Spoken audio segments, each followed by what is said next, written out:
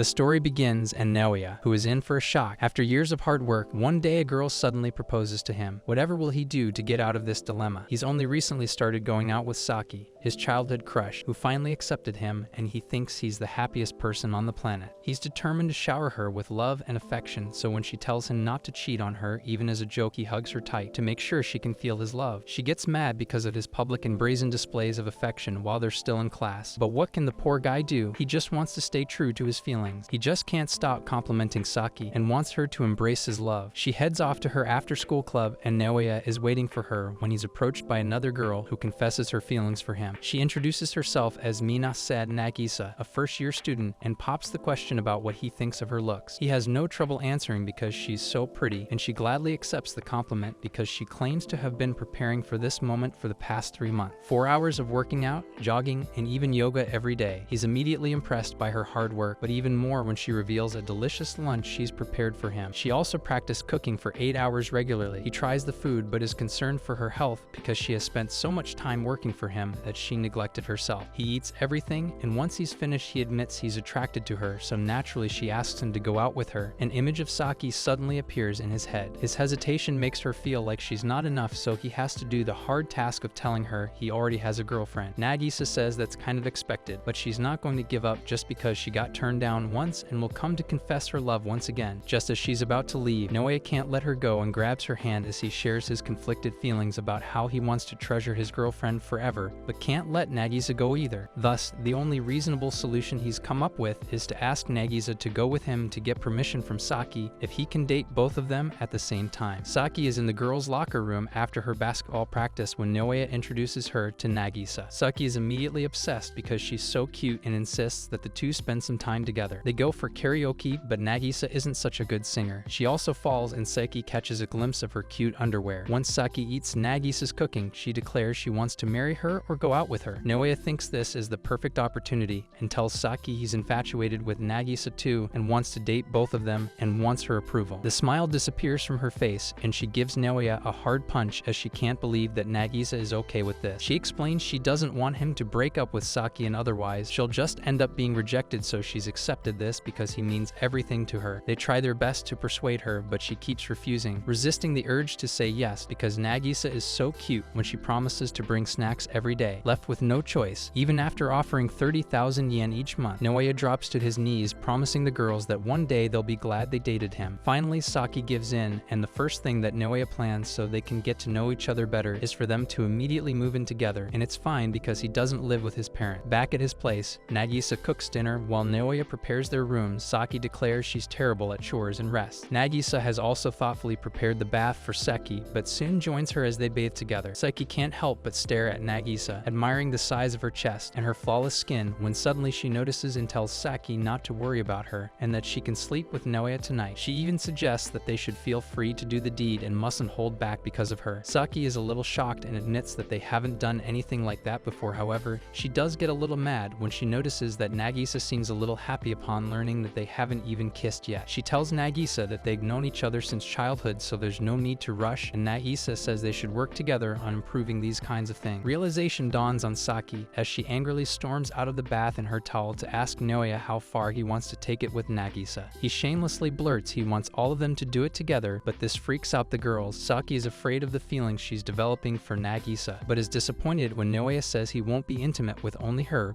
because it'll be unfair for Nagisa. Poor Saki is genuinely troubled by the way her life has taken such a quick turn, but she doesn't think it'll work out between them because there are too many problems. Finally, she's acting like a normal girl, but it's even harder when her rival is so cute and irresistible. She remembers what Naoya said last night about the three of them doing it and calls him a massive pervert. She's hopeful Nagisa might start hating him now. However, she's shocked to discover she doesn't mind anything as long as it's what Naoya wants. Naturally, she feels threatened that Naoya might lose interest in her because Nagisa is so charming and attractive and has a massive rack. They walk out of the bathroom to see Naoya has prepared their futon. The girls are a little surprised to see them all lined up next to each other, and Naoya thinks it's essential for their bonding. Poor Saki is extremely suspicious of what naughty activities Naya and Nagisa might get involved in behind her back, because if she was Naoya she totally would, so she plans on watching them all night long. She pretends to be asleep and hears Nagisa ask Naoya if she can move closer to him. Saki is practically crying at this point when she misunderstands their simple conversation to be something much more perverted. She can't take it anymore and takes off their cheats only to discover that it was not in. Naoya thinks she's acting so strange, and she decides she's also going to sleep inside his foot. The next morning, while Naoya and Saki are still asleep, Nagisa gets up to prepare breakfast. She never thought he would suggest all three of them should date, but she seems to like this relationship. All of her concerns are outweighed by the fact that she gets to date her beloved Naoya and that they live under the same roof and sleep in the same foot. However, she's concerned that it won't last long because if Saki gets fed up with her, she's probably the one who's going to get dumped. Thus, she decides to work hard and make herself indispensable to them. Once she's finished in the kitchen and the others are still asleep, she sees their smartphones and makes the smart decision to go through them. She hopes to find Naoya's naughty search history to see what kind of girls he's into. First, she unlocks Saki's phone and sees that all her recent searches are about how to please her boyfriend in an intimate way. This makes her more uncomfortable, and she decides to take this secret to her grave. Just then, Naoya wakes up and asks her what she's doing, which she truthfully admits. Saki wakes up too and sees her phone in Nagisa's hand. To apparently fix the situation, Naoya takes the blame, saying he went through her browser searches, which is enough to give Saki a heart attack as she suddenly remembers everything she's recently looked up. Well, it only gets worse because now she's furious and tries to cover up by saying she was researching for her friend who kept whining about how she hadn't done it yet. Things only go downhill when Naoya tells her he'll accept her despite all kinds of kinky preferences she may have, and Saki has just about enough of this and punches Naoya so hard he falls. Saki goes back to sleep to try and forget the nightmare she's just experienced. Nagisa apologizes and he assures her that he understands she wanted to take a look because she's worried about him dating two girls. Later, when Saki wakes up, they all have breakfast together, and luckily she seems to have forgotten all about what happened in the morning. She asks Nagisa what class she's in, and when she says class B, they're surprised because they've never seen her before. This makes her admit she's been away from school because she wanted Naoya to like her, so she was working on that. She just didn't have time to go to school. However, seeing Naoya and Saki's reaction as they call her insane greatly worries her because she thinks he's going to think less of her. Thus, she offers more snacks, but he insists they're going to spend all day studying together. They all study math together, but poor Nagisa ends up taking up to 3-hour bathroom breaks because she doesn't understand anything and doesn't want Naoya to think she's stupid. The next day, they're all headed to school together, and Saki says she wants their strange relationship to remain secret, and everyone agrees. Nagisa sits all alone in class, and people wonder who she is because she's missed so much of school. Naoya can't let this happen, and poor Saki is so embarrassed because she's worried about her reputation. He can't stand it anymore, and just as he's about to announce that he's dating Saki and Nagisa both, Saki punches him hard. He tries again, but only to be showered with slaps and kicks as she drags him out of class. Naoya doesn't want Minase to feel sad, but Saki doesn't want everyone to think her boyfriend doesn't care about her. Just then, Nagisa joins them with snacks she prepared for them, and she's so cute that Saki can't resist. Thus, she finally agrees that they can hang out in secret at school. Nagisa thinks she's accidentally made lunch for all of them when they're supposed to act like they don't even know each other at school, much less dating. Nevertheless, all of them sit together on the roof because it's not too crowded, but someone shortly informs them it's not allowed. Thus, they set out in search of a place where they can all have lunch together. After searching for a while, Nagisa suggests a place, but it turns out to be an abandoned restroom that no one visits very often, but Saki can't eat in a place like this. Behind the restroom isn't any better because it's dirty and there are way too many bugs. She takes them to the club building restroom, but they feel bad for how much time she spent in bathrooms all alone. Saki still can't eat in there, and Naoya can't be seen in the girls' room. But two girls do come across Saki pushing him out, wondering what the couple was up to inside. Saki suggests the gym storage room instead, but it turns out to be locked, so Naoya, to be more manly, tries to break it with his fist, but ends up bleeding instead. Thus, they get in using the side window and hide behind some stuff in case anyone walks in and catches them. Naoya admits that though this relationship started because of his selfishness, he's glad he's with her and is ready to face all their problems together. Finally, they start eating, and as usual, Saki loves whatever Minase has prepared for them. Minase can't wait to do this more often, while Saki complains about how dusty it is. Naoya suggests they should clean it up, and Nagisa wants to work harder on preparing their lunches. Over the following days, Naoya and Saki are blessed with various delicacies like omelet rice, cutlet sandwiches, onigiri, and tempura, and they're really happy. Naoya tells her she's already doing too much for them, but she really wants to give her best and even offers to do any kind of work if they need money. Saki seems to like the idea, but Naoya says if it ever comes to that, he'll be willing to participate in sketchy clinic trials or work on a tuna boat. Saki tells him that's enough, but he gets the wrong impression that she feels left out, so he hugs her hard, promising to tell her he loves her every day. Annoyed, she pushes him off and thinks about how much Nagisa loves Naoya and that she's willing to work so hard for him. Poor Saki is under the delusion that she's doing a lot for him, but this makes her realize she hasn't been doing anything, including the chores. She's just afraid that at this rate he's going to love Nagisa more than her. She immediately escapes out the window because she doesn't want to lose to Nagisa. She takes some time time to think about anything she could do to make him happy, but can only think of how to please him physically. When she directly asks him, he ends up asking if she wants cake and brings it for her. He also makes tea for her when she realizes what's going on and decides she has to compete with Nagisa in cooking. She goes shopping and realizes she's only returned with gummies and no actual ingredients. At last, she finally decides to make some curry, but gets so carried away watching videos that 3 hours later it's burnt. But Naoya assures her, saying some burnt curry might not be so bad. Later that night, she's afraid she might be a really bad girlfriend, but she doesn't want to lose to Nagisa, so she does the only thing she can think of at that moment to seduce her boyfriend. She goes to Naoya's room where he's sleeping and climbs on top of him as she puts his hand on her chest, thinking he won't be able to resist. She even says they'll keep it a secret, but he refuses, saying he can't lie to Minase like that. Her shock is real, but she gets insecure, thinking it's because her melons are smaller compared to Nagisa's huge ones. Nagisa wakes up at this exact moment and hears her screaming. Seiki returns home crying. They're neighbors. Minase comes down and thinks if this might be the beginning of her life with Naoya if Saki isn't around anymore. Aren't they living on their own? But her dreams are soon shattered when Naoya says he'll do all he can to make up with her. He stays up all night writing her a love letter. It turns out to be an entire manuscript, but she refuses to read it the next morning. He even offers 100,000 yen worth of gacha pulls in her favorite game and does them all too, but doesn't get a single 5-star. In the evening, he buys her all sorts of cakes, but she still doesn't want to talk. The next day, Naoya goes all over town recording cute videos of cats and dogs, but is unsuccessful once again. 3 days later, Naoya still hasn't slept as he realizes what Saki is insecure about, but she rejects him again. Minase insists Naoya should take a break and feels like she's not enough for him, but he says he can't give up on either one of them. Finally, Minase calls Saki out to her balcony and places Naoya's hand on her chest. Sure enough, Saki is so jealous she jumps right across, and now they can talk. Naoya asks Saki why she left in the first place when she admits it's because Nagisa is better than her. She tries so hard and does everything for him, thus,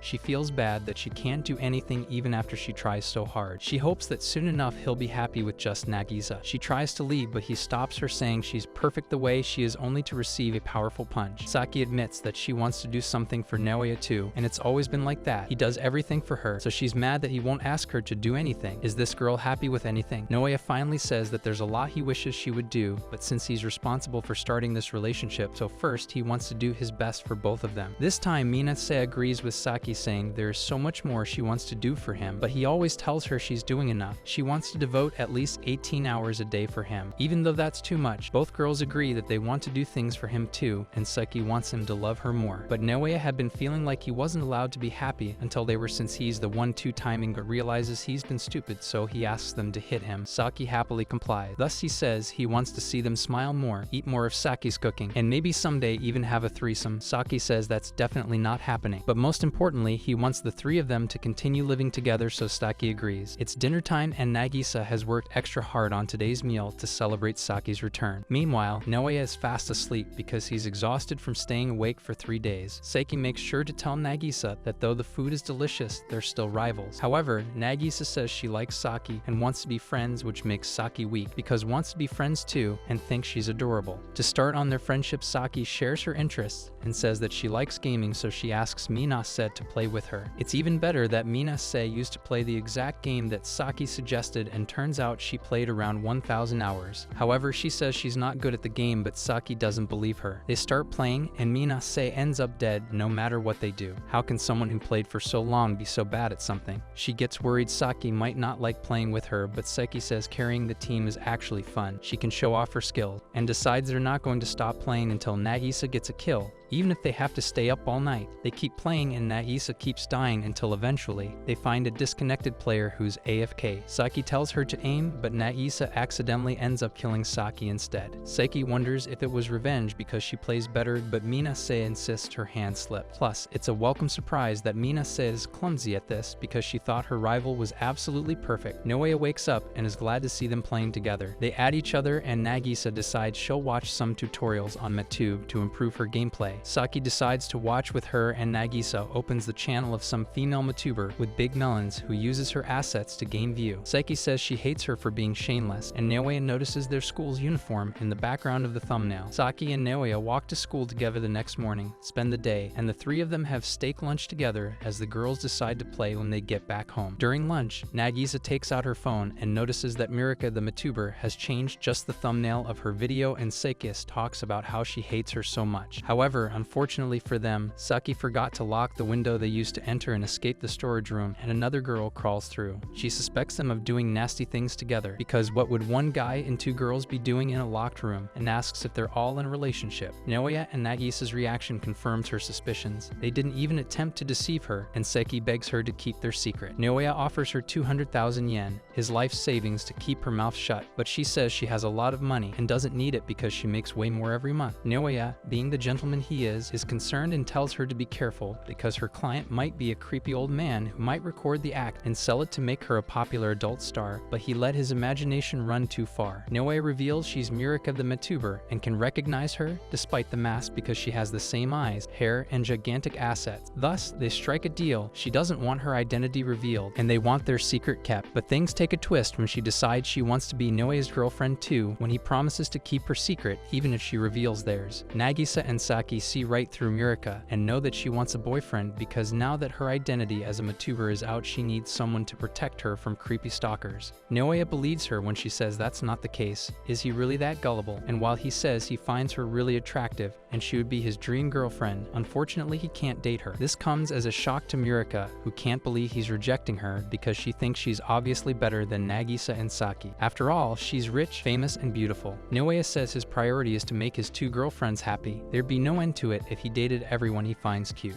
She warns her he'd be an idiot to reject her, and he agrees, but he can't date her. Moreover, she doesn't have feelings for him, so if she's just looking for a boyfriend, she'll find anyone. Left with no option, Murika takes off her blouse and offers Naoya a test squeeze of her G-cups, but he refuses, saying he would rather try it with a girl he likes. She can't believe this, and Nagisa asks what she should make for dinner tonight. Murika understands that they're all living together, and just as they're leaving the storage room, she declares she's going to live with them too to show Naoya just how good she is. However, he refuses, saying he can't condone a man and woman living under the same roof if they aren't in a relationship. She can't understand how he's so proper being a two-timer. She decides she's been humiliated enough for the day and runs away, promising to be back. The next day, as Naoya and Seki return home from school, Nagisa is shocked to see a tent in Naoya's backyard. The tent slowly unzips to reveal their newest outdoor tenant, Murika, who has settled for the yard if she can't live inside. They're worried about how she figured out where they lived, and she simply says she secretly followed them home. She's practically a stalker, and Seki considers calling the cops, but Murika has decided to stay out there until Naoya falls in love with her. Nagisa empathizes with her about how living in a tent is going to be rough, and Naoya agrees, saying the weather is going to be chilly, but Murika tells them not to underestimate her. However, later that night, it starts raining and there are bugs inside the tent, which freaks Murika out and she runs out. Naoya and his girlfriends tell her to stop putting herself at risk, but she's determined. She orders a better sleeping bag and decides she can just kill the bug. Moreover, to make sure she doesn't run out of money, she's going to shoot more videos outside about surviving the cold night in nothing but a t-shirt. It's the cleavage that earns the clicks and helped her climb up from the F-Matuber status. She decides to overcome the cold with exercise and starts working out right there in the yard while recording everything on her phone. She's glad because it's working and she's warmer, and they can't believe she's really going to stay till the morning. However, as soon as she takes a break, she gets cold again, but she can't keep exercising all night. There's a limit to her stamina. However, their faces haunt her, thinking that they are mocking and making fun of her for acting so pathetic, so she decides to continue. She goes at it all night long, and it's finally morning. She's gone viral by this time. The packages she ordered last night arrive, and she's relieved to see her comfortable sleeping bag. Murika expects Naoya to be impressed by her consistent effort, but he tells her to go home and shower because she smells horrible. However, Murika is determined, so she searches for some survival techniques online. She ends up warming some water in a plastic bag for 2 hours under the sun and hanging it up using some rope. Some holes poked in with a fork act like a shower, and she ends up washing herself in the backyard. Naoya comments on how strong she is, and Saki and Nagisa come up with a plan to get rid of her. Later that evening, the girls execute their plan. While Naoya is taking a bath, they enter the bathroom together in their swimsuits, expecting to seduce him. They think that if they're enough to please him, it won't matter if Murika messes with him. Saki and Nagisa expect him to appreciate their figures, but Nagisa accidentally slips and her chest lands in Naoya's face. Saki can't fall behind, and a futile attempt to do the same results in her already skimpy top falling off as she struggles to cover up. up. Looks like their plan to seduce him in their swimsuits failed, but the girls just wanted him to like them more. All they truly wanted was for him to look at them too and not be distracted by her. Naoya understands and agrees as he starts staring at them from head to toe. He really is perverted. Mirika sleeps all alone in the yard. Mirika has completely gotten into the tent life as she's doing a whole barbecue in the backyard. She asks Naoya if he wants some, but he asks her to go home, to which she replies the usual, that she won't leave until he falls in love with her. That's the problem, he can't possibly be a three-timer after already two-timing, but Mirika can't stand his rejection and threatens him with her burning hot coals if he even thinks about moving her tent. Thus they retreat and decide that it's not a good idea to force Mirika out. Instead, they should deal with this issue cautiously and safely. Who knows what someone like her might do if provoked. Just then Mirika leaves the tent, probably to use her outdoor bathroom, when Naoya immediately calls the services to come pick up some unwanted goods. Saiki thinks he's being hasty and snatches his phone. He has the audacity to ask her if she's okay with him dating 3 girls, but both Saki and Nagisa want him to calm down a little. He asks them if they aren't afraid he'll fall in love with Mirika if she sticks around for too long, but Saiki remembers the cold rejection he gave her when she asked to be his girlfriend. Naoya receives another kick from Saki when he tries to retrieve his phone. The girls aren't that worried because they've seen how committed he is to them and have confidence in his loyalty. He appreciates them, but then declares he doesn't trust himself enough to know for sure that he'll never fall in love with Mirika. What an ass. Saiki is furious and tackles him onto the ground, where he admits he's just a weak-willed loser. He likes how hardworking and determined Mirika is, and if she sticks around, he might see more in her. Thus, he wants to get her out of his sight as fast as possible. Saiki hits him once again, but is grateful for the warning as the 3 are now bent on driving her out. Naoya plans to distract Mirika while Saki and Nagisa wait for the pawn shop to pick up her things. He finds her returning home and wants to talk to her, but she just hurries back faster to come up with a plan to make him fall in love with her. He fails and she comes back just in time to see the girls loading her stuff on the pickup and starts fighting to take it off. However, Naoya just grabs onto her from behind. She tries to scream and tell everyone in the neighborhood she's being molested by him, but he still doesn't let go. If he really worried about his reputation, he wouldn't be two-timing. Mirika steps on his foot and falls forward, but he grabs onto her leg, promising to pay for all her stuff. She lies and says it's 1 million yen. It's actually around 200,000, but he says he'll find a part-time job if she promises to stay away from them. Saki and Nagisa also offer to work to help him save up, and the pawn shop truck leaves with her stuff. Naoya gives her a written agreement that she's going to stop bothering Saki and Nagisa because they are going to pay her, but she's so stubborn that he grabs Naoya's arm and says she doesn't care about any of that because she's never leaving. She hates that they're paying her money to leave and go home when suddenly, Mirika's father shows up at Naoya's house. He asks what she's doing here and why she's not at home, where she's actually supposed to be, but she just says she has her reasons for staying at this guy's place. Her father asks her who the guy is and wonders if he's her boyfriend, but Naoya steps in to assure him he's certainly not because he already has 2 girlfriends he cares about deeply. Nagisa and Saiki can clearly see that Mirika has fallen for Naoya despite what she says about hating him and calling him a pathetic loser. Well, that's a fact.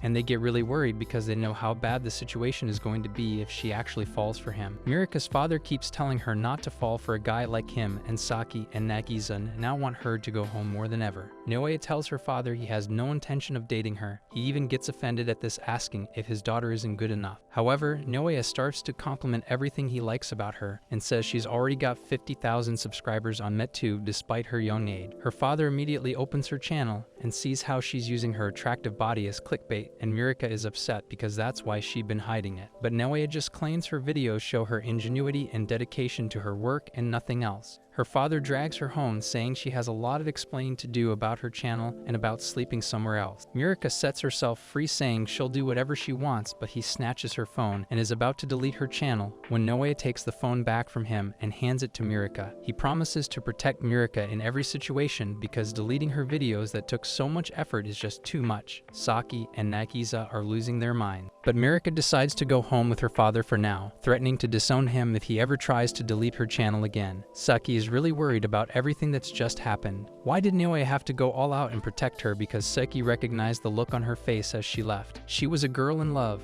and it'd be really bad if that giant memory monster became serious about Naoya. Later that night, Nagisa and Seki really wish they could stop Mirika from confessing her true feelings to Naoya because there's no telling what he might do. Saki heads back home to pick up some clothes. She greets her mother and pulls out something to drink from the fridge as she inquires how things are going with Naoya and if she's doing it. How does she tell her mother there's not 2 but 3 of them now? Seki's angry and tells her mom to stop asking such intrusive questions, but she responds by saying they haven't done anything. It shocks her mom that they haven't even kissed. How could he hold back while living with such a cute girl who has such a slim, toned body, soft hair, and the most perfect smile? Seki thinks about all the situations she's been in with him, but he's just too rational. Is she going to spend the rest of her life like this? But her mother assures her that Saki's cuteness can awaken the man within him. Seki returns to Noe's place and asks him if Nagisa's gone to bed while she's still outside the door. He says she has just a little while ago, and she enters the room wearing a seductive bunny outfit, complete with the ears and tail. However, his reaction was not one she was expecting because he's more flustered than being turned on. He reminds her of the promise they made regarding not doing intimate activities alone, but she's desperate now and jumps on top of him. However, her costume starts slipping off her chest, so he holds it back up as a reflex, but apparently, she feels violated, hits him, and jumps off. She calls him a pervert and runs upstairs happily while her mother wonders what costume to order for her next. The next morning, they all have breakfast together and Seki seems to be in a particularly good mood as she even offers to do the dishes, but Nagisa tells her it's okay.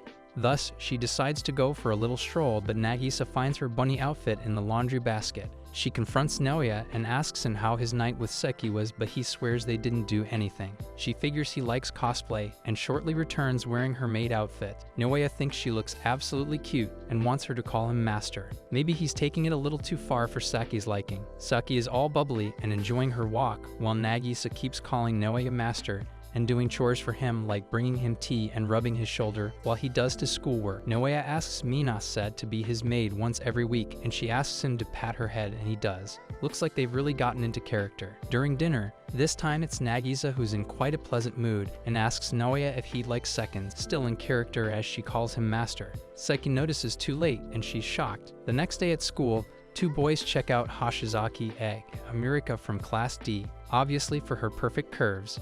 While she stands outside Naoya's class convincing herself there's no way she's in love with that 2-timer. Seki finds her lurking outside, and she says she just wants to talk to Naoya. Seki's friends are surprised she knows Hashizaki and Mirika covers Seki's mouth before she accidentally blurts her real name.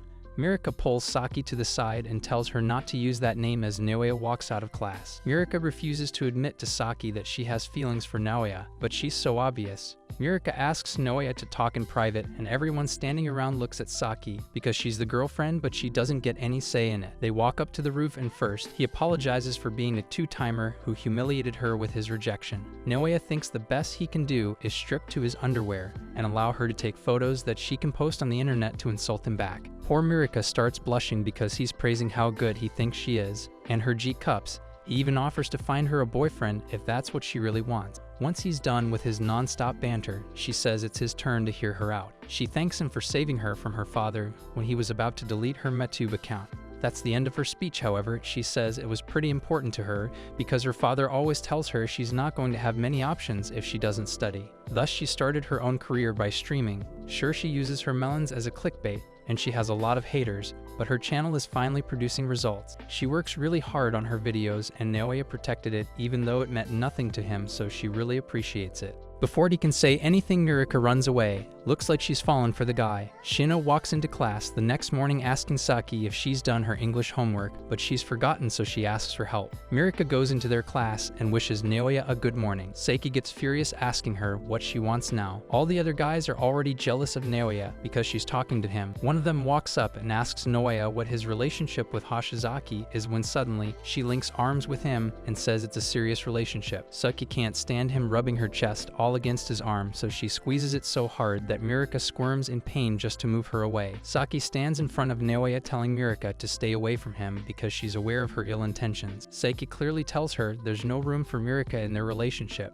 which makes Mirika whisper he's already 2-timing with her and Minase. Saki tells Naoya to stick by her side, and he realizes she might be feeling lonely because she's afraid of him 3-timing her and hugs her tight to make her feel more secure. Mirika runs away embarrassed. Naoya is determined not to let Saki leave his side and makes her sit in his lap even when class starts, even though it's super awkward. However, after a full day of embarrassing events, Saiki has PE class next, and they both decide his sticking to her throughout would be too much. Thus, when Mirika decides to borrow him in the meantime, Saiki gets furious, takes Naoya's hand, and runs away with him. She locks themselves inside a classroom, and Mirika demands she should let him have Naoya. Poor Saiki is just really afraid that if Mirika keeps this up, Naoya would fall for her and totally try to get with her. She can't let that happen. Saiki needs to change into her PE clothes and proceeds to unbutton her skirt. Naoya says he can wait outside, but she asks him to stay. They used to take baths together all the time when they were little, so being naked in a confined space isn't something new to them. Moreover, Saiki has sent Mirika an anonymous text message calling her to the roof and threatening to expose her identity as a student at their school. Mirika goes to the roof but doesn't find anyone there. Finally, Saiki gets changed and Naoya tells her she looks cuter than ever before. They return home and Saiki tells Nagisa everything about how they spent their day, and Naoya hugs her throughout. This makes her feel sad because she also wants to be embraced by someone she loves. Just then, Naoya arrives and Saki tells him Nagisa wants him to hug her, but Nagisa doesn't want to make Saki feel jealous or uncomfortable. Saki says she's not that petty, isn't she?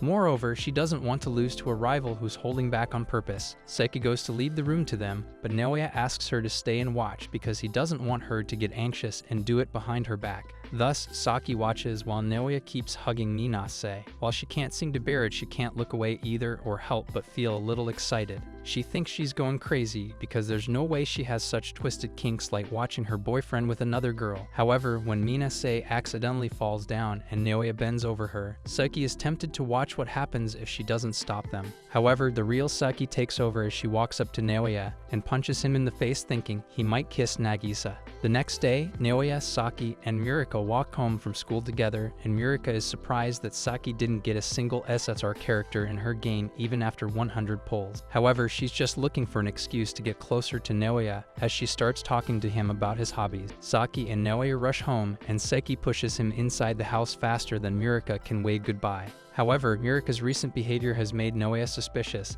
and he asks the girls if they think she might be into him. The moment Seki and Nagisa had been fearing has arrived as Saki announces a timeout to discuss what to do next with Nagisa. If he finds out for sure that Mirika likes him, the chances of him three-timing them will greatly increase. Thus, it's up to them to stop this from happening at all costs. They return and Seki tells Naoya he's full of himself for thinking that way. She continues to say what happened with her and Nagisa was a total fluke because in reality he's really average. Though he seems to agree with them, he doesn't understand why Mirika is always around him. So Saki comes up with the best excuse she has and says Mirika is in heat. Thus all she feels towards him is lust. They can't believe he's so gullible. He believes that since it happens to Mirika, it must happen to them too. Thus he says he wants to take care of them whenever it does, so they should inform him instead of dealing with an increased libido on their own. The next day when Mirika approaches Naoya asking him to teach her, he first apologizes for thinking she might have a crush on him. She's shocked, so she takes his hand and runs outside the class. Mirika takes Naoya to the roof and Seki follows closely behind. She knows that Mirika is embarrassed because Naoya is seen right through her. She makes Mirika let go of his hand while Minase peeks through the door. Poor Mirika is super upset about how Naoya managed to figure out her true feelings. Thus she asks him why he might think that way, and he says it's because her face is red every time she's around him. Plus, she acts super weird, so he mistakenly gets the impression that she might be into him. He has no idea how right he is. Mirika falls to her knees worried about what she's going to do when she suddenly realizes something and asks Naoya why he said mistakenly. So Naoya apologizes once again, saying he didn't realize it's something that happens to girls sometimes, and Seki was generous enough to educate him. Mirika is furious at this false information, thinking Naoya must be stupid to actually believe all of that. But Saki backs up her claims by telling Naoya Mirika is just embarrassed to admit her condition of being in heat. Naoya asks Mirika why her face is turning red again and is momentarily suspicious of her true feelings before he dismisses it, thinking there's no way she could fall for a two-timer like him. He thinks she'd have to be totally messed up to have a real crush on him. Mirika is flustered and can't think of a way out, so she says she has a cold even though she looks perfectly well. Seki whispers to Naoya that Mirika is embarrassed, so he should try to be more understanding. She'll try her best to reinforce her lie. slide. Thus, Naoya lets it go and says he'll help her find a boyfriend to pay her back for the tent. Mirika asks Naoya how he would feel if she liked him for real, and he says he would be flustered and turn her down because he doesn't want to hurt Saki or Minase. The couple returns to class while Mirika angrily paces on the roof, determined not to give up and make Naoya fall for her. Just as they return to the classroom, Saki breathes a sigh of relief to have that over and done with. When Mirika enters and announces that she likes Naoya, everyone is shocked, and Naoya asks her to repeat herself because he can't believe he heard her right. Saki thinks he's just humiliating her, but Mirika does repeat herself, but she's so embarrassed that she takes his hand and runs out of the classroom once more. Saki, Minase, Naoya, and Mirika all end up in the gym storage room. Mirika says she's not afraid of being embarrassed or confessing, and anyway, she's not asking him to go out with her immediately as she plans to keep hitting on him until he falls for her. Naoya asks Mirika why she likes him even though he's already dating 2 girls, and she admits she finds him attractive. The way he protected her from her father, he says he would do that for anyone, and how he offered to pay 1 million yen for Saki and Nagisa is what she liked most about him. Naoya says he already has his hands full from trying to keep Saki, and Minase happy thus. He apologizes and says he can't date her. Mirika hits him in response, saying her head is full of thoughts about him, and she feels pissed when she sees Saki and Minase having fun with him. She just feels lonely. Mirika is so flustered she kisses Naoya right on the lips. His girlfriends are too stunned to react as she proceeds to leave through the window, hoping he'll have a hard time not thinking about her. Mirika runs away, but their classmate, Shino, who is eavesdropping outside, learns that Seki is being too-timed. After school, Saki, Naoya, and Minase sit on the grass watching the sunset. Both the girls are really sad. After all, their boyfriend was kissed by another girl right in front of their eyes. Saki is even more upset because first, she had to share her boyfriend and then watch someone else be his first kiss. And even though Minase wouldn't dream of going behind Seki's back, she too had fantasized about being his first. Naoya is flustered too and asks if they want to kiss too. Though Seki is mad, she agrees, but Minase doesn't want to kiss just to make up for what happened. Seki pops the question and asks if he was turned on when Mirika kissed him. She's so good at putting him in a spot, but he refuses, saying he was too shocked to even understand what was happening, so the girls rule out this kiss, saying it's worthless if the right feelings are not involved. Seki is determined to make her kiss the most memorable, especially if she's going to compete against Mirika. Naoya apologizes to them for how inconsiderate he's been seeing how much a kiss means to them. He says he truly appreciates, loves, and cherishes them, and in order to get closer, they have to gain experience to learn more about each other.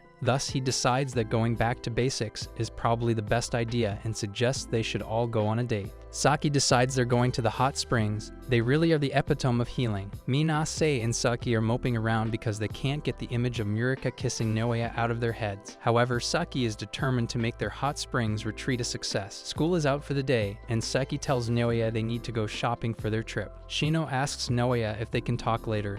Looks like she's prepared to give him a piece of her mind. The 3 of them head to the mall and Saki's prepared to give it her best. Let's be honest, things have kind of sucked for her lately, so she's looking forward to getting away. Naoya doesn't quite understand what she means by sucked. The whole kissing Mirika part seems to have slipped his mind, but he apologizes again. Turns out Mirika is following them to see what they're up to this time. Nagisa is in the grocery section, and though Seki said the trip is going to be chill, she thinks it might be a good opportunity to get closer to Naoya as well. They might even have their first kiss together. So to stay on the safe side, she reaches for the breath mints when she notices another hand picking up the packet next to hers. It was Saki. Didn't she say it was going to be chill? Saki drops to her knees and admits that she tried to get ahead because she assumed that Nagisa would stay put just because Saki told her to, while in reality, she was planning to kiss him and revel in her own sense of superiority. Minase appreciates how honest she's being and says she'd forgotten to think about how Seki might feel, and says that Saki should be the one to kiss him first. Saki is still miserable and says it's okay if Nagisa were to get ahead of her because Mirika has already kissed him. However, Minase is determined to support her on the trip, and the girls end up forgetting to buy anything at all. Thus, they go to the clothes section, and Minase ends up picking the weirdest and ugliest outfits. Seki can't understand her choice, but Mina says she's choosing these on purpose to make Seki look better. She doesn't have to go that far. It's Saki's turn next, and she wants to pick something seductive for her that'll make Naoya want her in a more intimate way. However, she ends up picking something really tacky, and Seki makes fun fun of her fashion sense. As they leave the mall, Naoya gets the feeling they're being watched. Mirika finds out they're going on a hot springs trip, so of course she's going with them. Later that night, as Saki packs for her trip, she receives a call from her classmate Shino. She tells her she's going on vacation to the hot springs in Hakone with Naoya, and Shino cuts the call, determined to find out if Saki is really being two-timed. Meanwhile, Mirika can't decide whether to pack her swimsuit or not. The next morning, the girls are all dressed up for the trip and they set off. On the train, Naoya thanks them for continuing this relationship despite what happened with Mirika. They're also surprised to find out that Naoya plans to be more lovey-dovey with them so they can get closer and Mirika will give up. Once they arrive at the station, Naoya says since they don't need to be afraid of being seen, he goes ahead and grabs both their hands at the same time. After all, physical touch is an important part of communication. They decide whatever happens in Hakone stays in Hakone and there's a more pressing issue at hand. Naoya doesn't have any more money left. They take the tram and arrive at their destination, and though the girls are happy, they're embarrassed because everyone is staring at them. They're on their way to the hotel when they see another couple flirting with each other, and Saki admits her intentions of getting closer to Naoya and hoping for a kiss. Naoya asks about what they would do after the kiss, and Saki says she may or may not have thought more about it. The inn they've booked a room at looks expensive, but suddenly Mirika and Shino show up. Saki is in shock that Mirika followed them and that Shino has found out she's being two-timed. Mina said tries to cover up the situation, saying she came here with Mirika and just happened to run into Saki and Naoya. Nagisa threatens Mirika, saying she won't expose her identity, and all four of them run away in pairs, leaving Shino alone and confused. Once they reach their room, Naoya says to Saki that they might have to be honest about their relationship now. He receives a text from Minase saying it would be hard to explain to Shino if she sees the three of them together again, and she needs to keep an eye on Mirika as well, so they should enjoy the trip on their own. Naoya can't let that happen and jumps across the roof to Minase and Mirika's room, where they're enjoying an outdoor bath. Naoya seems to forget that Minase is entirely naked as he convinces her she's important and he wants the three of them to enjoy together. However, she pushes him off and locks herself inside the room, remembering the promise of her support to Saki. Meanwhile, Mirika pulls him into the bath, fully intending to seduce him. Mirika declares her intention of making Naoya fall in love with her. Now that they're finally alone, he's afraid she might show him her breasts or worse, make him touch them. She screams, saying that's for after they start going out, but he just says she was the one who claimed to make him obsessed. Mirika was just planning to show off her cleavage. She asks how he felt about the kiss and is disappointed to find out it didn't work out like she had planned at all. All it did was surprise him. Naoya says he needs to go look for Minase and gets out of the bath, but Mirika says she just wants to talk to know him better and tell him more about herself as well. Thus, Naoya allows her 5 minutes. They both get in the bath and Mirika sets a timer for 5 minutes. She formally introduces herself as Hashizaki Rika and says her favorite thing is herself, while Naoya says he likes bananas. She continues by saying she hates studying for school, haters, and her dad, and Naoya says he hates regrets, so he lives each day to the fullest. Mirika talks about her dreams of growing her webtoon channel, gaining more subscribers, becoming rich and famous,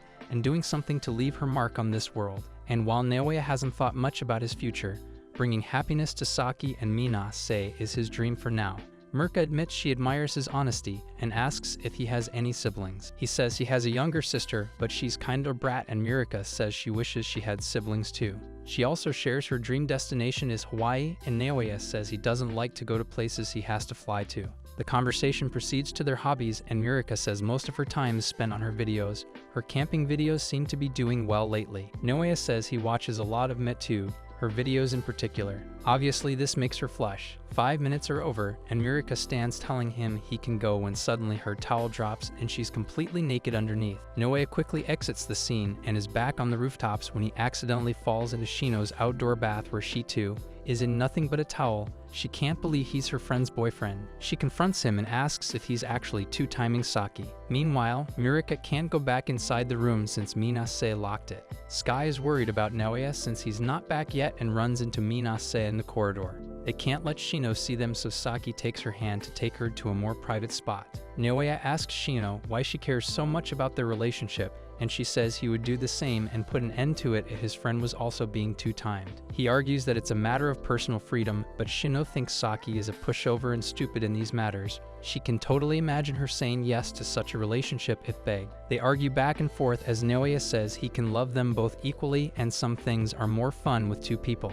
However, Shino's arguments are stronger because he can't tell her parents. Polygamous marriage is forbidden by law, along with all sorts of other disadvantages. Most importantly, he can't possibly keep two girlfriends with this economy. He thanks her for the useful information and she demands the truth, but he can't tell her and starts to climb over the wall to make his escape. However, Shino is determined and grabs onto his pants, threatening to scream if he doesn't tell her the truth. Her towel starts slipping, but she doesn't care. She says she has even less stuff than Saki, and threatens to make him regret it if he's doing that to her. It may not be the best time, but he's glad Saki has a friend like Shino, looking out for her. Suddenly, everything goes out of control as Shino's towel falls and Naoya falls down. I don't know how, but she ends up on top of him just as Minase and Saki enter the scene to find her friend naked on her boyfriend as she screams. It's totally in. Shino gets up to tell Saki it's not what she thinks, but Naoya pulls her back down because she was exposing herself. Saki starts crying. First the kiss, and now this. Shino finds out Naoya kissed another girl,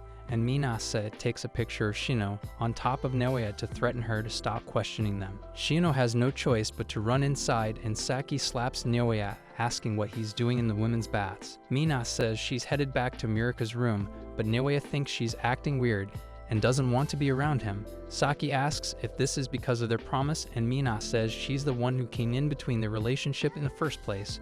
So if Saki is tired of it, that's the end of her relationship.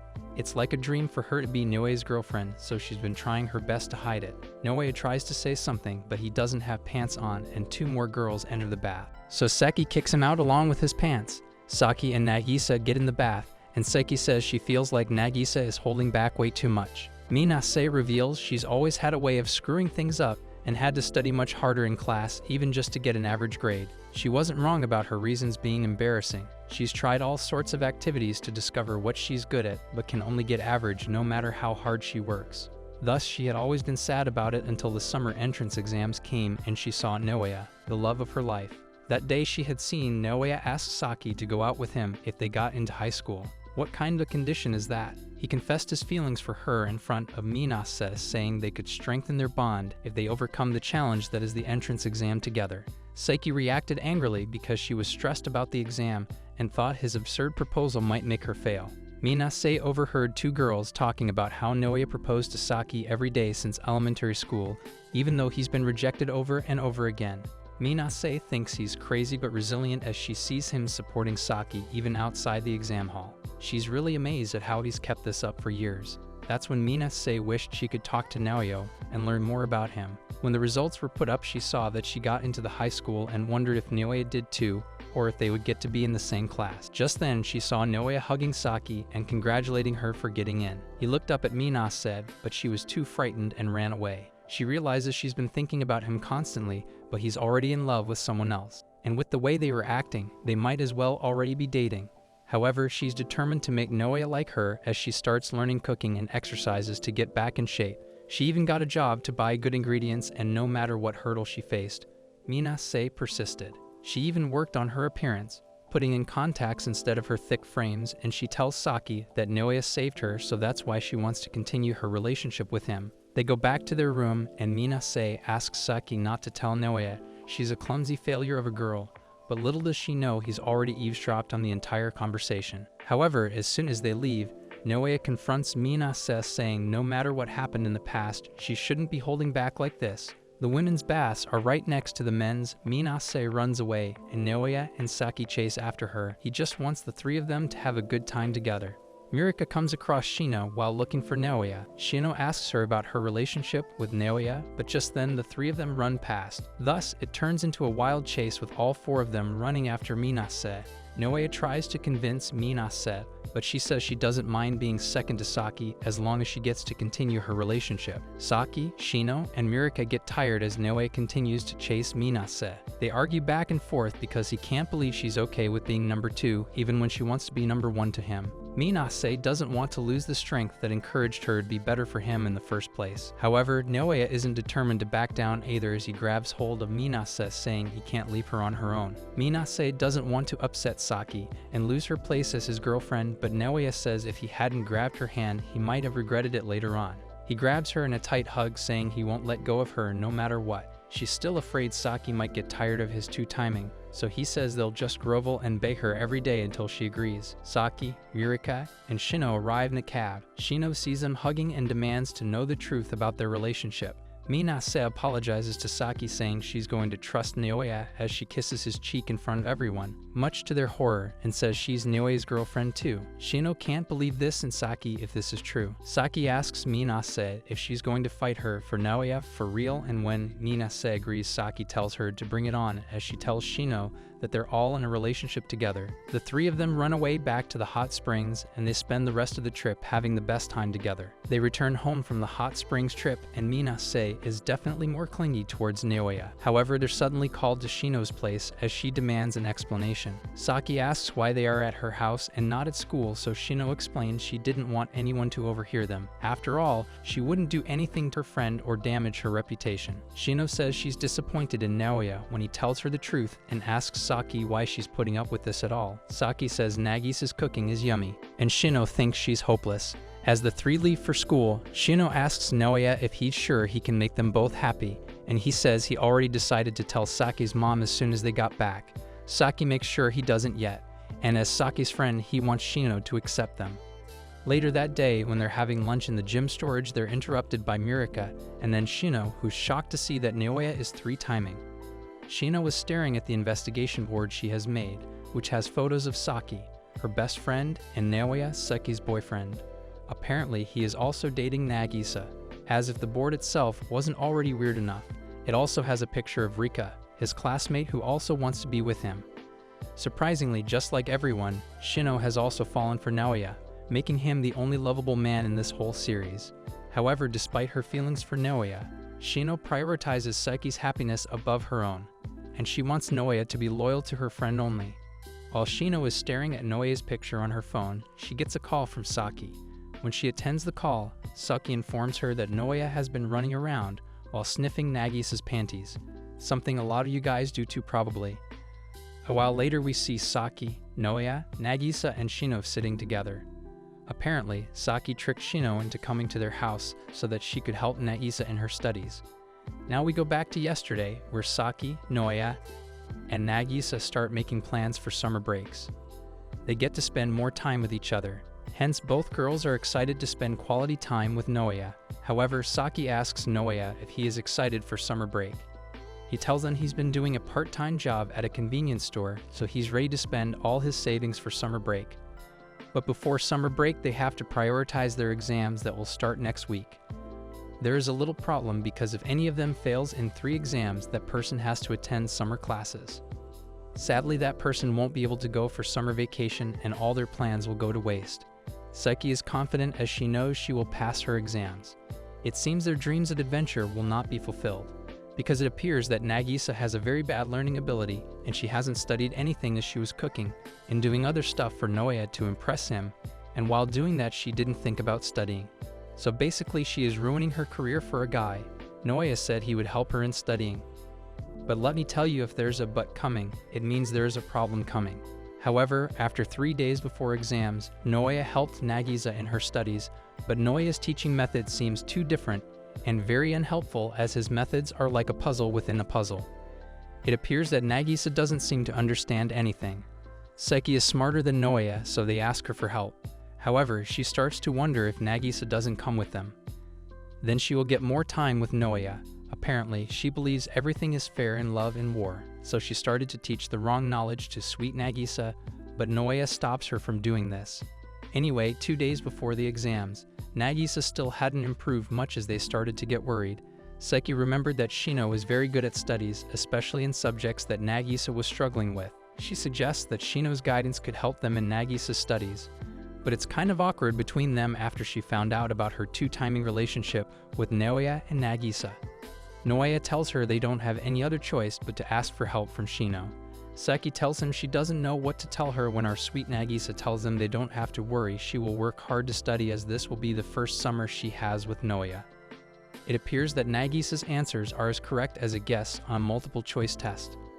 As per Saki points out, Nagisa's answers are wrong. Poor Nagisa starts to cry when Naoya tells Saki they don't have any other option other than to ask for help from Shino. That's when Saki called Shino and tricked her to come to their home. Flashback ends here and we come back to the present, where Saki is making tea and Nagisa, Naoya, and Shino are sitting together. Saki asked Nagisa where she put the tea and she told her. As the saying goes, for every problem, there's a tea solution. However, Shino noticed Nagisa and Saki both were very familiar with Noya's house, so she asked them about it. Saki innocently tells her they have been living in Noya's house for about a month and a half. Shino gets shocked. That's when Saki realizes Shino doesn't know about their living arrangements. Shino gets angry as their whole living arrangement makes her feel uncomfortable, as she already doesn't like their two-timing relationship, but as a cherry on top, they are also living together. Noya tells her that he was the one who came up with this idea for them to get along better. Shino still doesn't like their arrangement. Shino couldn't help but shake her head at the absurdity of their living situation. A boy and 2 girls sharing an apartment while two-timing? It sounded like a recipe for disaster. Shino's cheeks flushed a deep red color as she asked them if they were doing any indecent things. However, they assured her that they were not doing anything like that. Their relationship is quite healthy, and they will never do anything like that. A fantasy for you guys, honestly. Noya tells Shino what's more important right now is that they want Shino to teach Nagisa. Shino gets angry as she doesn't think that is a more important thing in this situation. Therefore, Nagisa requested Shino. Noya also requests her to help them. Shino initially shows no interest in teaching Nagisa, as she is already trying to stop their two-timing relationship. So she won't help the girl she thinks is a threat to her best friend's relationship. Noya then starts requesting her as he says he will do anything in return. He even deleted the picture of Shino and himself on his mobile. I wonder how he got this private photo of her. Shino points out that if he already deleted the picture, then he can't use it to negotiate with her. Isn't he dumb to do that? Noya tells her that it means he has to threaten her, and he couldn't do that to her. I mean, after he says it like this, I think he is a cute dumb. They all again request Shino. At last, she agreed to help Nagisa. Noya is definitely clueless about his charms. It seems he doesn't even realize how his sincerity and cuteness have made Shino's heart melt. A while later, Shino asked Nagisa which subject she didn't understand. And guess what? She is as dumb as sweet she is. It happens that she doesn't understand more or less everything. Shino then takes her notebook and starts examining her work. Apparently, Nagisa has made mistakes, but the good thing is she is good with her basics. Hearing this, Nagisa gets happy and Saki, and Noya start praising Shino. They start to see Shino as their life's savior. It seems like Shino doesn't get happy with their praises as she gets angry and tells them to give their best for their exams. Nagisa gets motivated by listening to this. As for Noya, he takes the responsibility for house chores. All of them get to their work and Shino gives instructions to Nagisa to start studying. Shino is definitely a strict teacher. Even Saki gets scolded by Shino for using her mobile. The next day came, which also happened to be the last day for exam preparations. They all are sitting around a table. As Nagisa is doing her work, Shino appreciates Nagisa for doing good. Saki and Noya also start admiring Shino for her help. As always, Shino scolded them. It appears Shino doesn't like taking compliments. Nagisa also gives a compliment to Shino, but Shino gets angry with her and tells her that she hates her. Poor Nagisa, I think Shino is being too harsh with Nagisa. Shino then tells Nagisa she is helping her just because Saki asked her to. Saki tries to calm Nagisa's nerves by explaining that Shino's explosions of strictness are as common as the sunrise. It's just her way of showing care, which is actually kind of cute.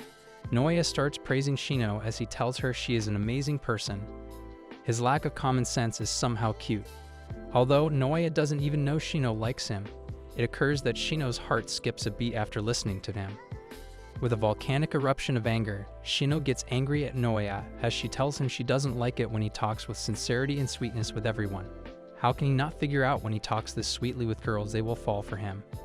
Furthermore, the day of the exam comes, and surprisingly, Nagisa passed her exams. Shino gets ranked number 1 as usual. Saki and Noya had also passed their exams. Nagisa and Saki are happy as they will spend their summer enjoying themselves. While Shino reminded them of the promise they had made to give her anything she wanted, Shino makes the request to live with them during the summer break. They all get shocked listening to this. However, Noya asks her why she wants to live with them. Shino replied to him, now that she knew the 3 of them were living together, she couldn't let them be unsupervised. And apparently, she also wants to find evidence to show them this two-timing between them won't work. Noya misunderstands her and thinks that she wants to help their relationship by telling them their mistakes and make them understand each other better. Told you, he is a dumb. Surprisingly, they all seem to be happy to allow Shino to stay with them. Surprisingly, Rika comes at that moment through the window. They all become shocked seeing her there. As she heard their conversation, she gets angry cause they drove her out while she was camping in their yard, and now they are welcoming Shino into their house with happiness. She asks Noya if he loves Shino.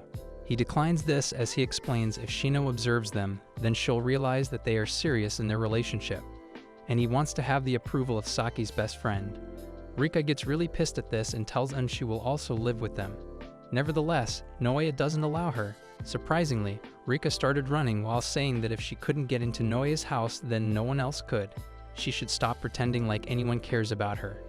Rika sets a barrier around Noya's house gate and starts swinging her baseball bat at them.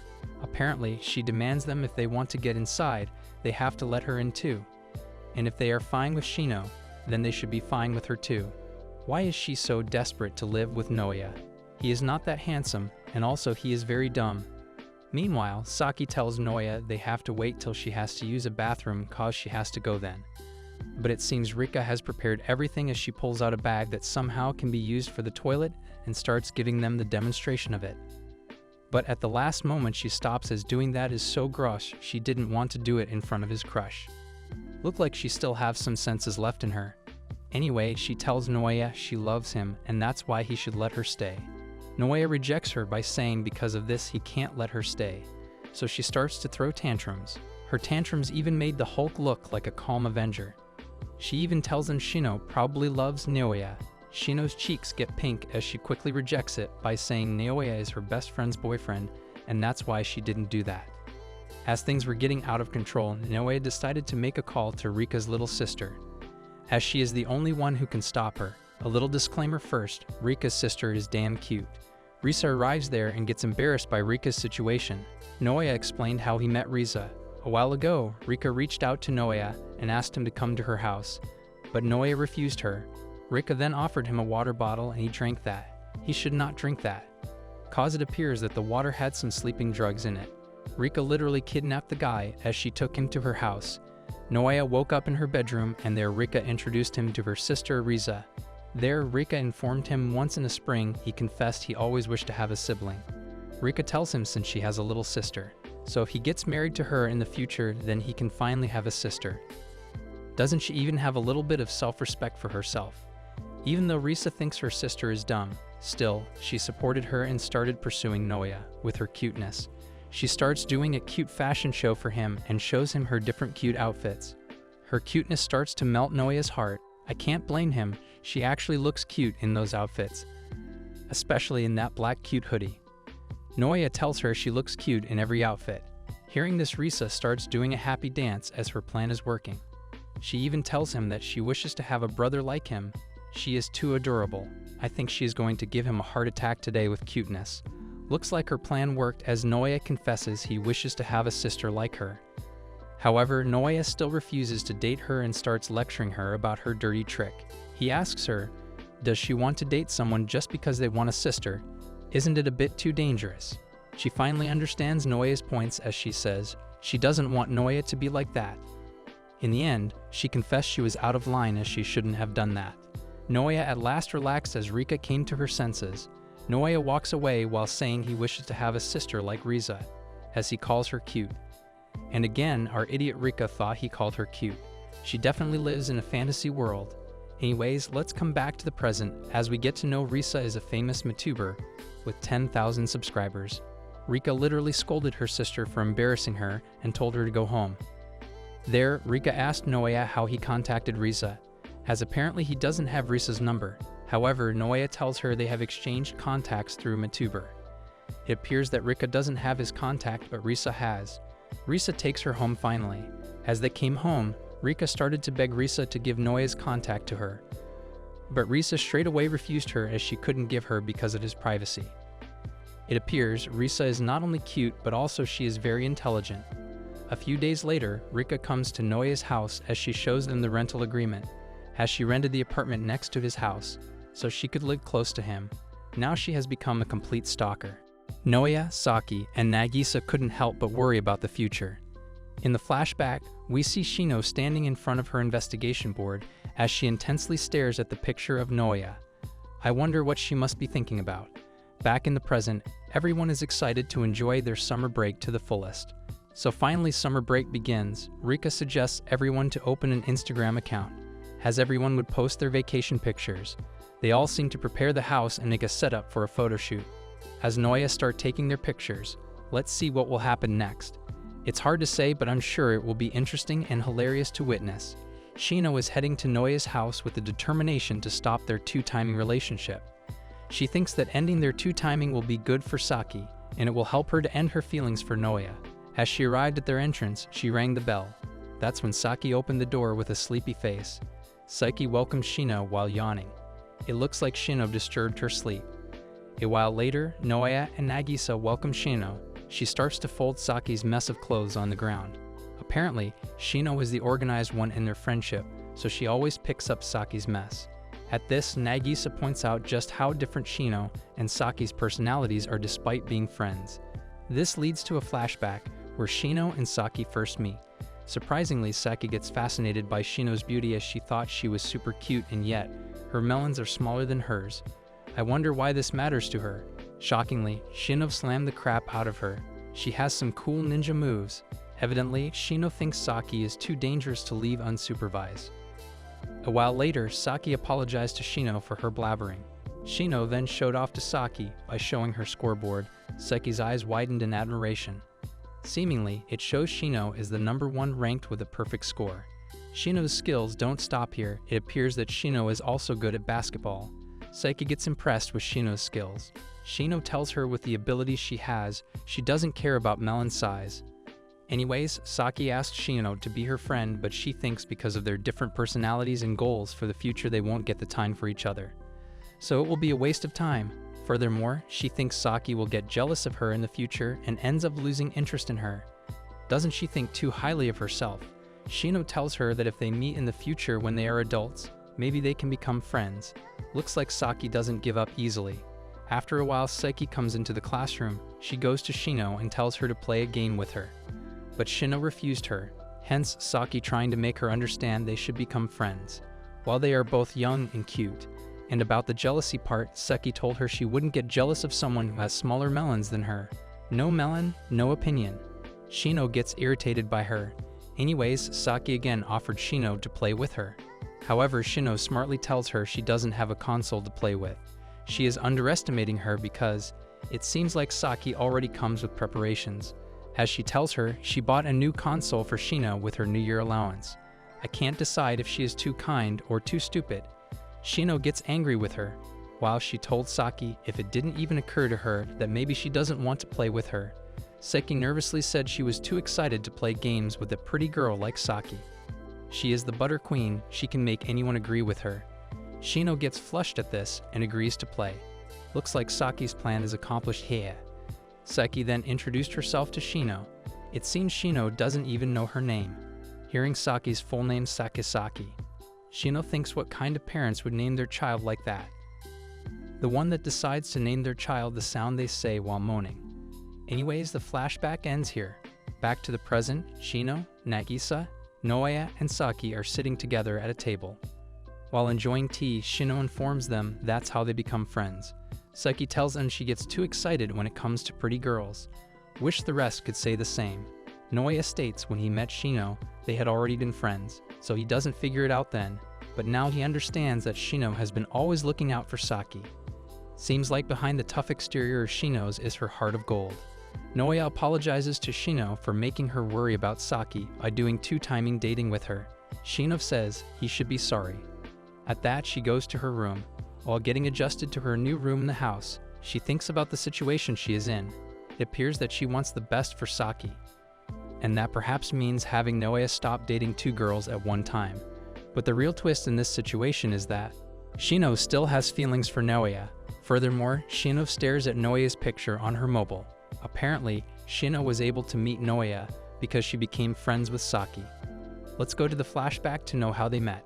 It comes across that after a month Shino met Saki. They were returning from school, when Noya comes out of nowhere and starts confessing his love for Saki. But she pushes him like a bag and starts running with Shino. Shino looks back at him, and her first impression of him was how he determinedly confesses his love to Saki. A boy with straightforward eyes who kept confessing to Saki once a month. But it looks like Saki likes punching him. as she always refuses his love and violently beats the shit out of him every time. Whenever Shino was with Saki, he always appeared like an unwanted guest at a wedding and started saying cute things to Saki. He would never give up. Doesn't he have a self-respect? One time, Shino advised him he should be more creative. Noya then asks her if she is Shino, Saki's friend. No, she is Elizabeth. Anyways, Shino tells him if he wants to go out with someone, there are better ways to do it. He is too clumsy and he should try other things. Maybe try to stop confessing to her for a while. Saki might get curious because he stops doing it all of a sudden. But Noya says he wants to tell her about his love. Shino asks him why he wants to do it. A little disclaimer, prepare yourself for a cute confession. Noya tells her he will be happy if he gets to date her. And because he loves her, he wants to keep telling her about that. Shino's heart melts at this, as she likes his sincerity and straightforwardness. From this point, she started to get interested in him. Shino then apologized to him. Apparently she thought he was a fool. She appreciated him and also advised him to get more creative in his efforts. Suddenly, Shino realizes Saki's birthday is next week. She tells this to Noya and asks what he is going to do. It appears he doesn't have many creative ideas, so Shino decided to help him choose the gift. That's how Shino and Noya met. After some time, Noya and Shino go to the mall to find a present for Saki. Noya shows Shino a different present for Saki, but Shino rejects them. He is as clueless at shopping as I'm in a science exam. Noya notices Shino is very close to Saki, so she told him Saki is too dangerous to be left alone. She cares about Saki. That's why she doesn't want to leave her alone. Shino then points to the store where Saki usually shops. They go to that shop. Noya then requests Shino to wear the clothes for reference. Surprisingly, Shino tries on the clothes, and Noya even gives compliments to her, as she looks cute. Shino then comes to the changing room. She thinks Noya is strange in a lot of ways. Like he is an idiot dumb, but also cute. It seems she likes spending time with him. Suddenly, Noya whispers to Shino that Saki is here. Apparently, Saki is here in the store for shopping. Noya tells Shino that if Saki sees them here, she'll think he is cheating on her. And it will also ruin the surprise. Hence, he has to hide somewhere. Shino pulls Noya into the dressing room. She warns him to not look in her way, as she is wearing see-through tights. But it seems he already got a view when he came inside. He apologized for it. He doesn't have to be too frank. Furthermore, Noya appreciated Shino for her help. She gets embarrassed by his praise and tells him she is not that kind-hearted person. She perhaps is good with studies and sports and other things. However, today was her free day, that's why she helped him. She doesn't like taking compliments, Noya said. She is kind because instead of using her free time for herself, she is using it to help others, and no matter what she thinks, that is kindness. Shino's heart melts at this, although she tells him he shouldn't say this kind of thing to other girls other than Saki. While she is saying these things, guess what Noya is looking at? Perhaps he is looking at the area he is not allowed to look at. Ro is focused on his meal. When she saw where he was looking, she kicked him out of the changing room like a football. Told you, she got some great ninja training. Finally, Saki left the store, and they have done their shopping.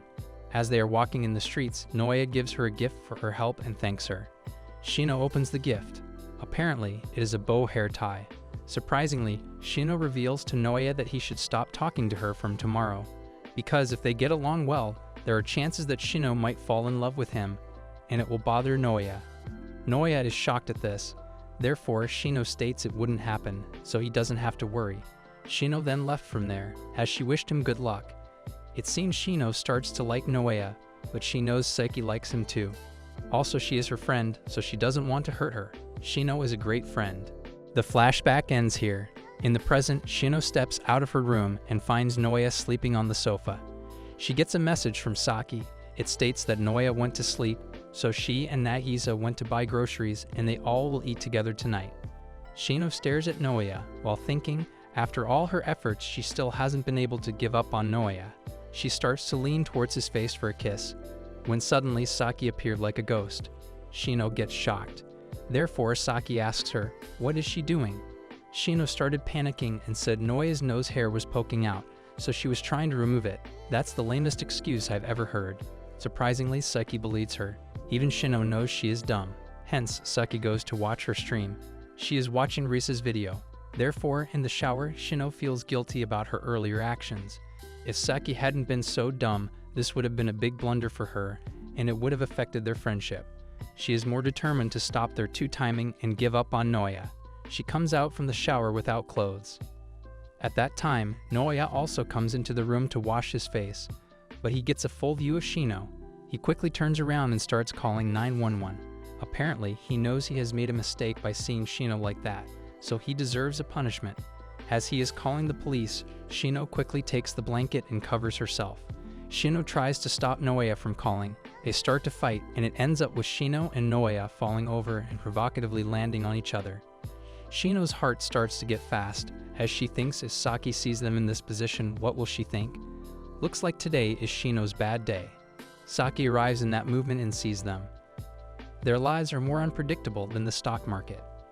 After some moments, Shino is very embarrassed by the earlier situation.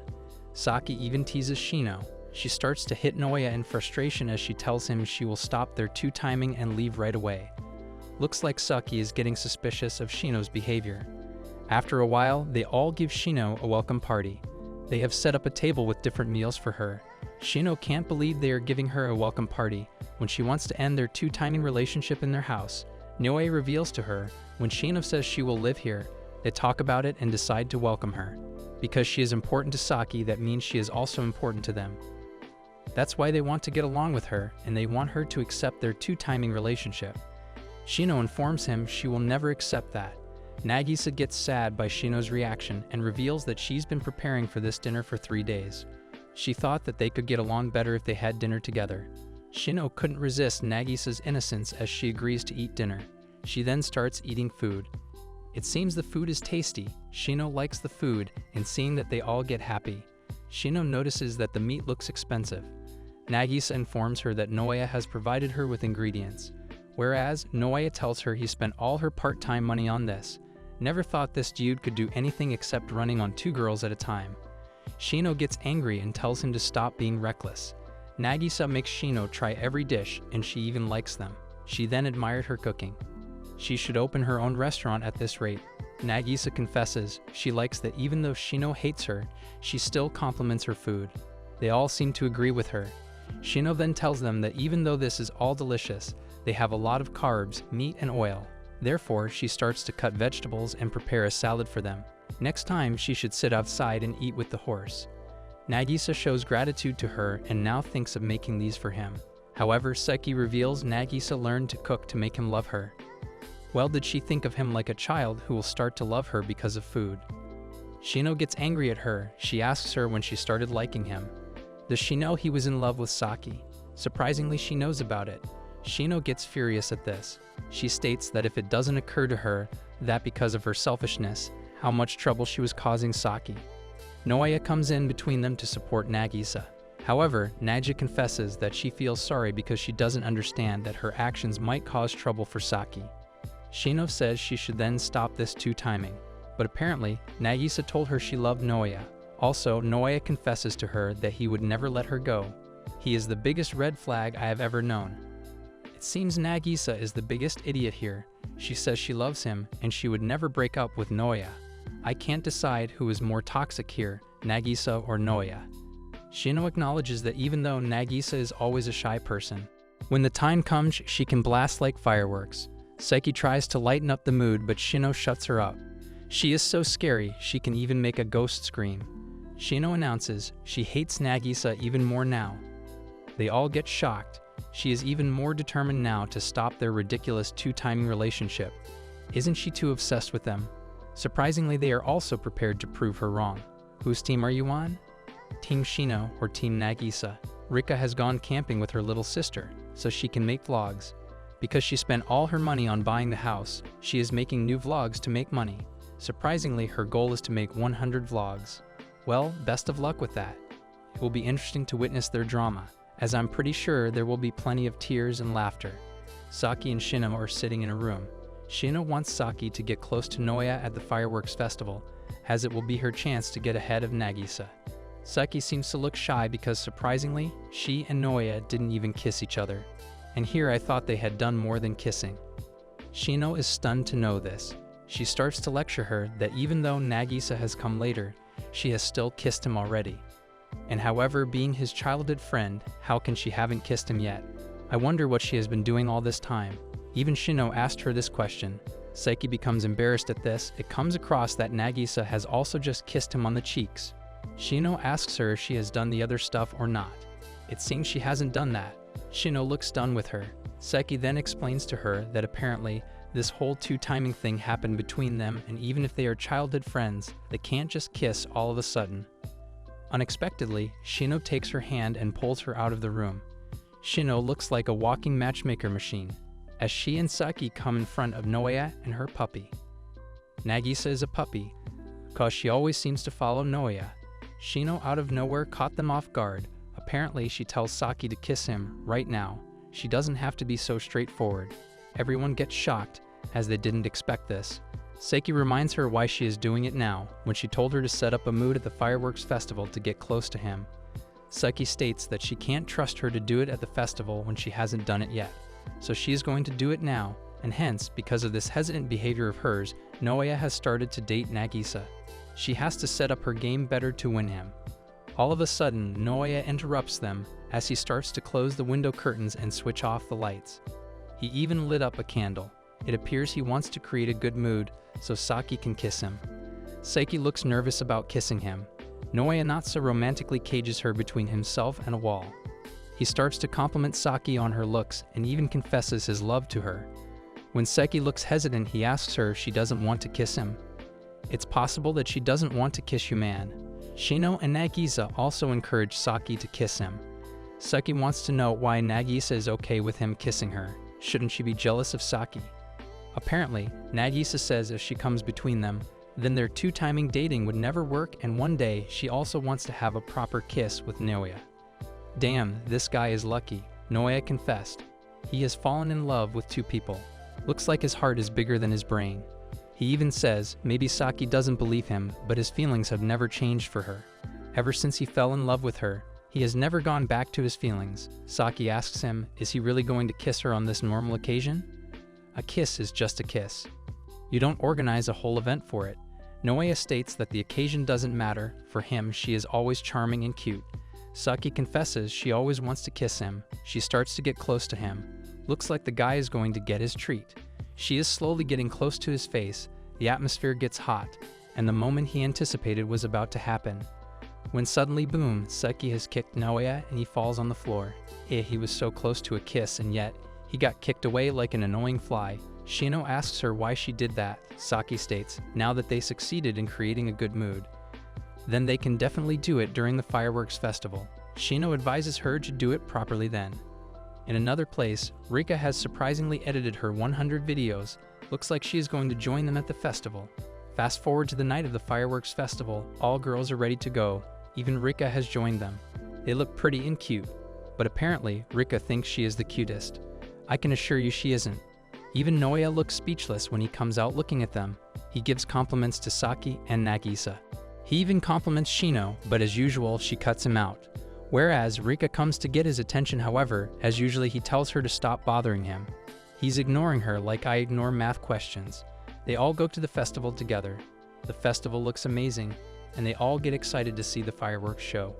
Noya warns Saki and Nagisa to be careful of getting lost, since there are so many people here. While Saki is in her own fantasy world, because she wants to kiss Noya tonight. Anyways, they go to the food stalls. For every problem, there is a food solution. Saki apparently has skipped her lunch today, so started to eat everything. She is like a vacuum cleaner for food. Therefore, Rika has bought a choco banana for Noya, although Saika takes a bite from it. It appears that Noya doesn't like choco bananas. Unbelievably, Rika thinks Noya's being fussy is cool. Women and their obsession with unstable men. It appears that Nagisa starts to show her talent by putting fish water in a bowl. They think it's an amazing talent. Flash news, they all are idiots. Shino then warns Nagisa to not get too close to Noya and to spare some of his time for Saki. Shino suddenly slips, but it seems Noya comes to her rescue since he holds her. After that, they start to walk around where Noya asks Shino if she wants to eat anything. She rudely refuses him and instructs him to think about Saki's well-being. Nagisa and Saki seem to leave somewhere else, leaving Shino and Noya alone. Shino asked him when he started dating Saki. That's when suddenly a girl came in between them, and he started to date two girls at a time. She even got his first kiss. How can he think that Saki will possibly be okay with all that? Shino seems to be the only one who is mature in them. She then tells him to set a good mood for Saki and make her happy today, and he shouldn't look at other girls other than Saki. Yeah, give him a good lecture. It doesn't seem like he has understood anything since he starts to mention Nagisa. Shino gets frustrated, and it looks like she is tired of hearing Nagisa's name. She warns him to watch fireworks with Saki alone and gets romantic with her. Eventually, it is fireworks showtime, but Saki doesn't seem to be around them. Saki and Nagisa stroll around when they notice Shino and Naoya are not with them. On the other hand, Shino advises Naoya to call Saki. It seems there are no signals, so he couldn't contact her. They start to panic since they can't seem to find them. They start running around. It appears that the fireworks show has no time left. Saki gets worried. She wants them to have a good time, but it can't happen if the girl is not present. She even assumes that Naoya might get another girl while Saki keeps hesitating like this. She actually thinks he is a jerk. She then turns around to find him carrying a little girl on her back. She angrily asks him, what's he doing? He informs that the little girl's Gita cord snapped, and she also got separated from her friend. Apparently, he's helping her in finding her friends. Shino's patience snapped as tells him they didn't have time for this. Hence, Naoya assures her that he will help her in 5 minutes and he can't leave her when she is in trouble. However, she tells him to leave the girl to her and go after Saki. At that moment, Saki falls and drops to the ground. She gets hurt, even her Gita cord snapped. Naoya asks her if she is okay. Is he blind? It's pretty obvious that she's not okay. Yet she assures him to not worry about her and to go find Saki. She is crying. Clearly, Naoya sees her tears and unexpectedly he carries her on her shoulder. He's trying to act like a knight in shining armor. He starts running while carrying them. He may have muscles, but apparently he doesn't seem to have a brain since he was going in the wrong direction. The little girl points in the right direction. He jumps that way and starts running there. Anyways, Shino reminds him that Saki has probably been looking forward to watching fireworks with him. So what's in his mind if he can't find her on time? As usual, he doesn't know. This guy is the human example of the phrase act now, think later. Shino gets furious at him. Nevertheless, he reveals that if he left Shino injured there, Saki would have been mad at him. However, she doesn't believe that. Therefore, he tells her that Saki is a caring person and she is really important to Saki. Besides, he can't just leave her there. I'm sure he is starting to make honey look tasteless because of his sweetness. And again, he shows his foolishness by accidentally touching Shino's butt. His fascination with her is getting serious. Finally, the little girl found her friends. Naoya then takes her there. The girl shows him gratitude and compliments him for his kindness. He says that it's not a problem, but funnily Shino doesn't think that. She thinks because of the girl they waste their time. Naoya now carries Shino on his back like a child. He announces they have to now treat her wound. However, Shino ignores him and she tells him that he is a great man, so she can't understand why he has hurt Saki by doing two-timing dating on her. Naoya stops walking listening to this. She tells him that he started liking Nagisa when she confessed to him. Apparently, if he just rejected her for Saki's sake, then it would have ended there. Naoya reveals at the start he also thought of that because he already had Saki, but apparently he also fell in love with Nagisa. True love is singular, not plural, man, since his feelings wouldn't change even if he doesn't confess them. Meanwhile, he knew if he told Saki that he had fallen in love with Nagisa, he would definitely hurt her. But he doesn't want to lie to her, because if he decided to hide that from her and she found out, then it would eventually hurt her way more than if he honestly told her about it by himself. And not being honest with someone you love would probably be the wrong thing to do. These are some promising words he has said. Shino gets stunned listening to this. She realizes she is also lying to Saki about her feelings for Naoya, and she starts to feel guilty about it. Naoya states that maybe he is being selfish when he has Saki, yet he still falls in love with Nagisa. However, he's the wrong one here. I think this guy's brain is on vacation. He's making some pretty questionable decisions. Although Shino tells him the right thing for him to do was to hide that from Saki and put a stop to his feelings for Nagisa. Afterwards, Shino told him to drop her here. Apparently, the security tent is near, so she will go there and treat her wound. Shino then tells him to go find Saki. It seems like Shino's feelings are getting stronger for Naoya. She deserves someone who would treat her like a queen. A while later, it seems, Naoya is trying to find Nagisa and Saki when Rika suddenly comes in front of him. She's like a ghost, always lurking in the shadows. She informs Noea that she's been preparing herself since morning to meet him today, so he could notice her and like her. She even wants to see a fireworks show with him. She should stop being delusional. She asked Noea if he wants to watch fireworks together even for a minute. She is so clueless. Apparently, she must be invisible, because Noea ignores her and runs right past her side.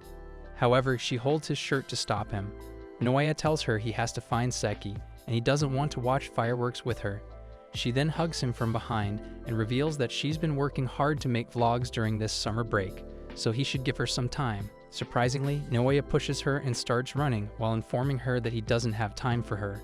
Looks like Rika doesn't want to let him go. She even starts running after him and tells Noea she wants to be with him. She is a complete stalker. Noea tells her he loves Saki and Nagisa. That's why he doesn't love her. She should really stop pursuing him now. Reiki thinks he is being too mean to her. However, Noea tells her it's because he wants her to give up on him. Their conversation is like a never-ending loop. It just goes on and on.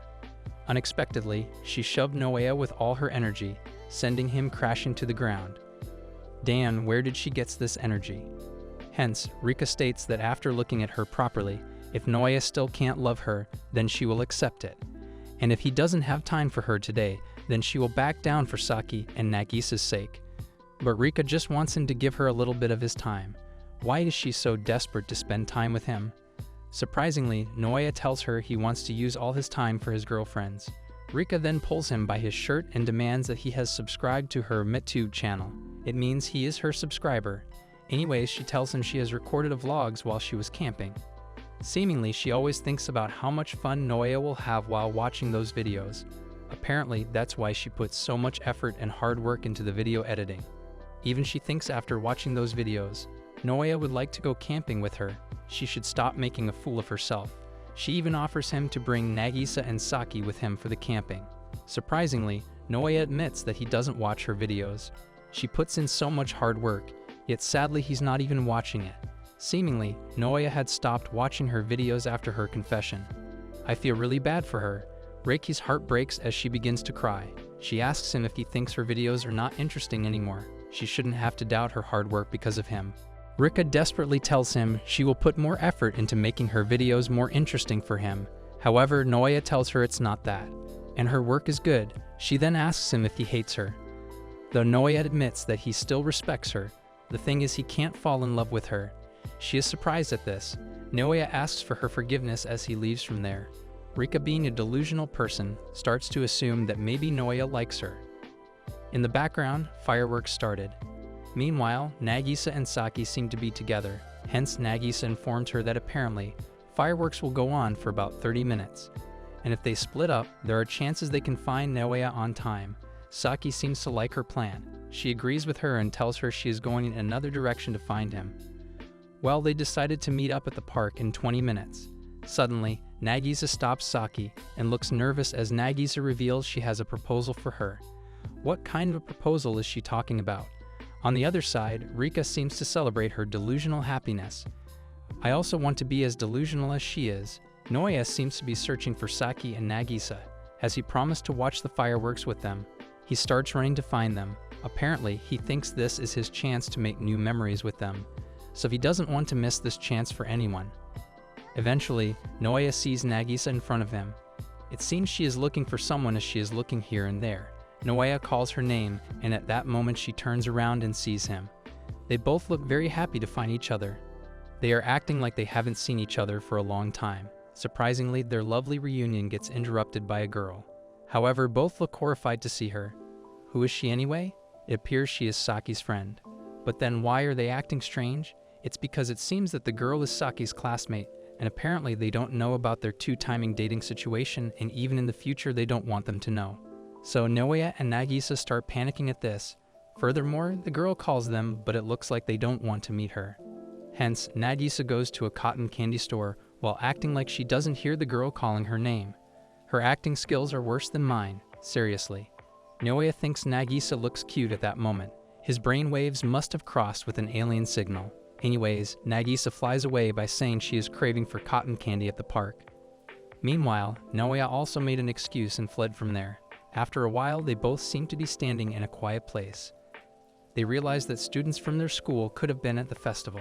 Surprisingly, they both look relieved to finally escape the girl. It seems like they've seen a ghost.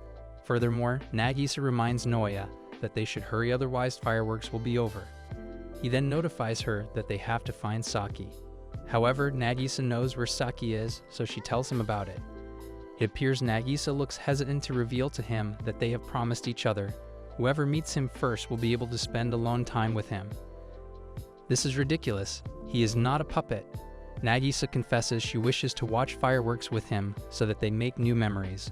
Looks like Nagisa is not as innocent as she looks. She apparently proposes that they should get close to each other when there is no one here besides them. Noya seems excited since they both decide to watch the fireworks together. Meanwhile, Rika appears to be enjoying her food. She even seems to forget about Noya. First we eat, then we do everything else. A few moments later, Noya and Nagisa are all alone in a nice quiet spot under the fireworks. When Nagisa unexpectedly held Noya's hand, this girl has some unholy intentions up her sleeves. Even Noya is surprised by her behavior. They begin to watch the fireworks together. Nagisa looks shy being with him. As the couple are romantically staring at the fireworks, he gets the hint that she is trying way too hard to impress him, so it would be rude for him to not show affection towards her. Hence, out of nowhere, Noya holds her hand, which leaves her shocked for no reason at all. It takes some time for both of them to get a hold of themselves. However, his excitement drew her in. As she puts her head in his lap, that's when he gets more excited and lifts her in his arms like a bride. Both look awkward because of nervousness. Nonetheless, Nagisa confesses her feelings that it makes her happy to be with him. Therefore, Noya suddenly stands and apologizes to her about earlier, as he hides their relationship from people around them. I'm starting to think he needs a warning to stop talking this sweetly. He even goes down on his knees for an apology. Although Nagisa assures him he doesn't have to apologize because the happiness of dating him is bigger than the sadness because they have to hide it from others. Still, he says it must be hard for her to be with him. Apparently, Nagisa goes towards him and says, indeed, the relationship is complicated and they probably have to face a lot of problems in the future. But if she gets to stay together with him for the next year or even further, and still, if he cares for her, then she thinks it's all worth it to endure. She is sweeter than a sugar factory. However, she reveals that, of course, it's not like she never thinks about wanting to monopolize him. But the Noya she fell in love with is the Noya who's in love with Saki. Let's give her a round of applause for saying the most foolish thing. Meanwhile, at that moment Saki arrives there. Looks like their romantic date has come to an end. As Nagisa takes her leave, apparently they have decided to take turns to spend time with him. Seems like Nagisa thinks the stuff they did was embarrassing, so she doesn't want anyone to know what's happened in between them. So she tells him to keep it a secret. She then walks out from there, leaving Noya alone with Saki. Seemingly, Saki questions him about what they did together. Though he states that he can't tell her, Saki gets suspicious of them. In the meantime, Nagisa is happy to spend time with him. Saki asks him, is he really not going to tell her what they did? Therefore, he reveals that it was embarrassing for her, and that's why he couldn't tell her. Saki gets shocked knowing this, and gets angry at him for not telling her. Moreover, he tries to divert her attention. He announces that they have to see fireworks together and get in a good mood, and then they should kiss to make their happy memories. He sounds too enthusiastic for his treat. Surprisingly, Saki punched him in the jaw. She beats him like he is her personal punching bag. Anyways, she angrily lets out that she can't be in a good mood since she feels uneasy. Poor Noya informs her that the fireworks will be over soon. And back there, they couldn't kiss because of the good mood. So if they let this chance go by, then he feels that they will never kiss each other. He looks like someone has refused to give him his puppy. He sounds too sad as he says that he doesn't want her to wait any longer. Furthermore, he questions her. Does she not want to kiss him anymore? However, she looks ready to kill him today. She let him know that she wants to do it, but she suddenly gets shy. Her mood swings are changing faster than the weather. In the end, she states she doesn't care what Nagisa and he did. However, she'll do what she has to do. Looks like Saki is getting anxious because of Nagisa and his closeness. She then goes and sits on the bench. Apparently, she calls him to sit with her and watch the fireworks together. He eagerly goes to her side. Furthermore, she tries to calm herself. That's when she starts to take deep breaths, and in that moment she smells Nagisa's scent. So suddenly she grabs him by his shirt and tells him that he has Nagisa's scent on him. But guess what she found next? It appears she even gets a hint of Shino's scent, and also she noticed the scent of another girl that she didn't even know. I'm pretty sure her nose has its own GPS system.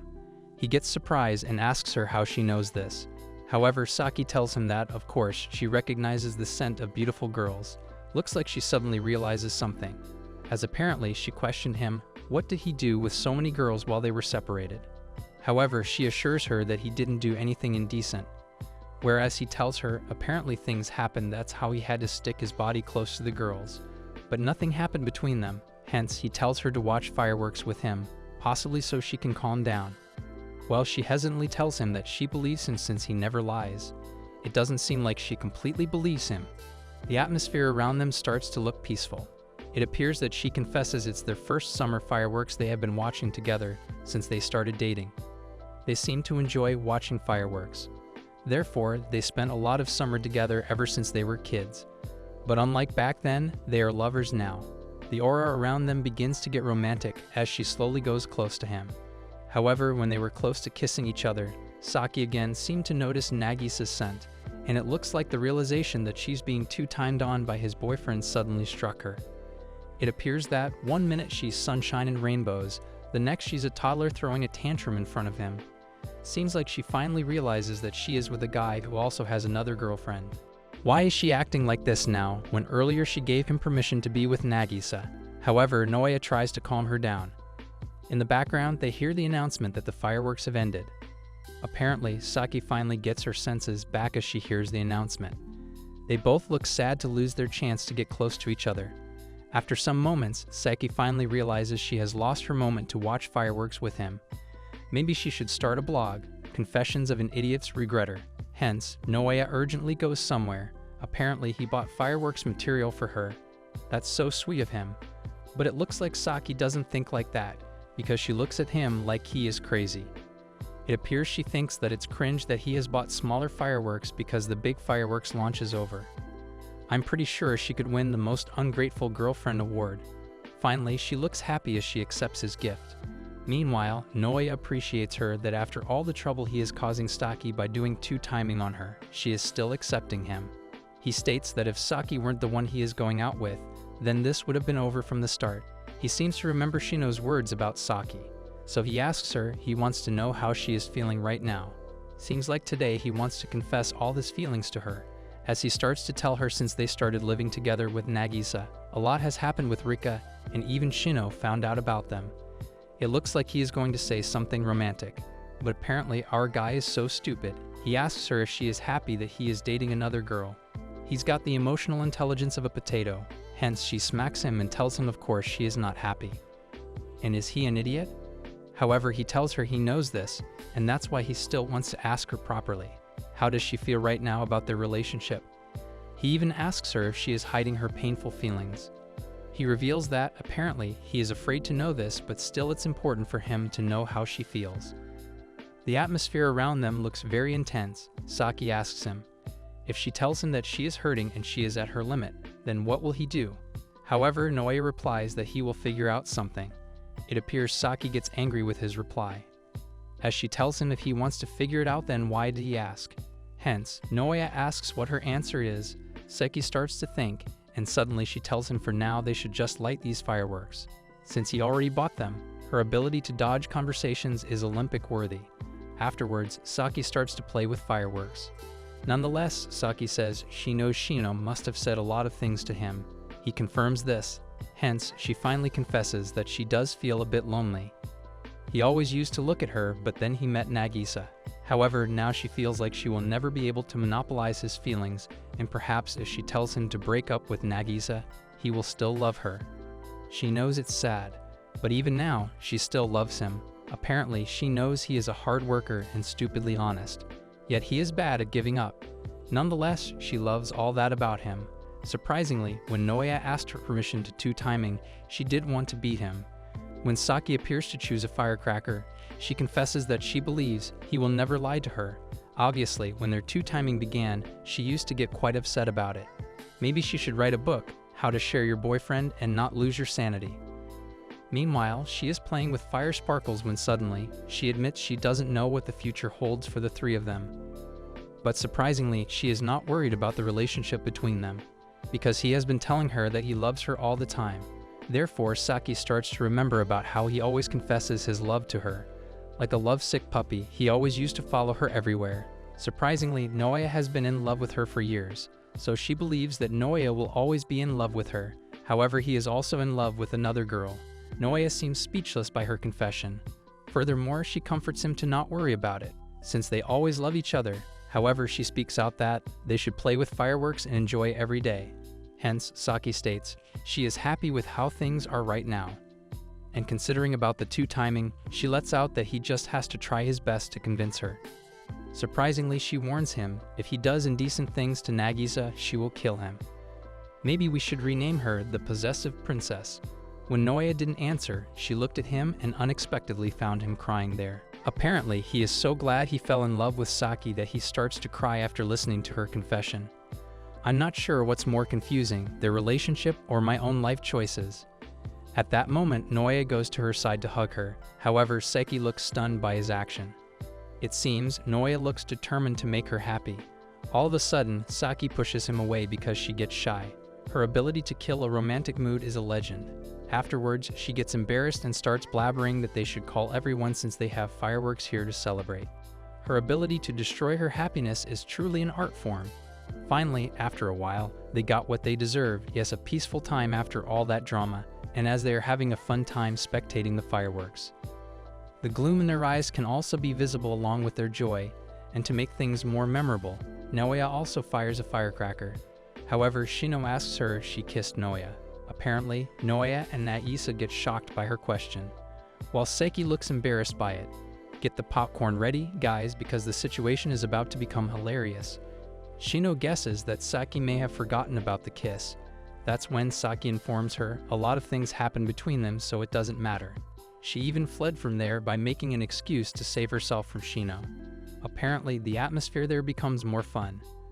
They all seem to be enjoying the festival and fireworks. Meanwhile, Rika, being delusional, declares to her sister that on July 31st, she is going to kidnap Naoya. The day after the fireworks festival, Shino is sitting outside while staring at Naoya's picture on her phone. She thinks about Saki and Naoya's relationship, as she wants them to be happy. She even wonders if Naoya loves Saki, so why could she not give up on him? She looks in deep thought when unexpectedly, Naoya appears behind her and scares the hell out of her.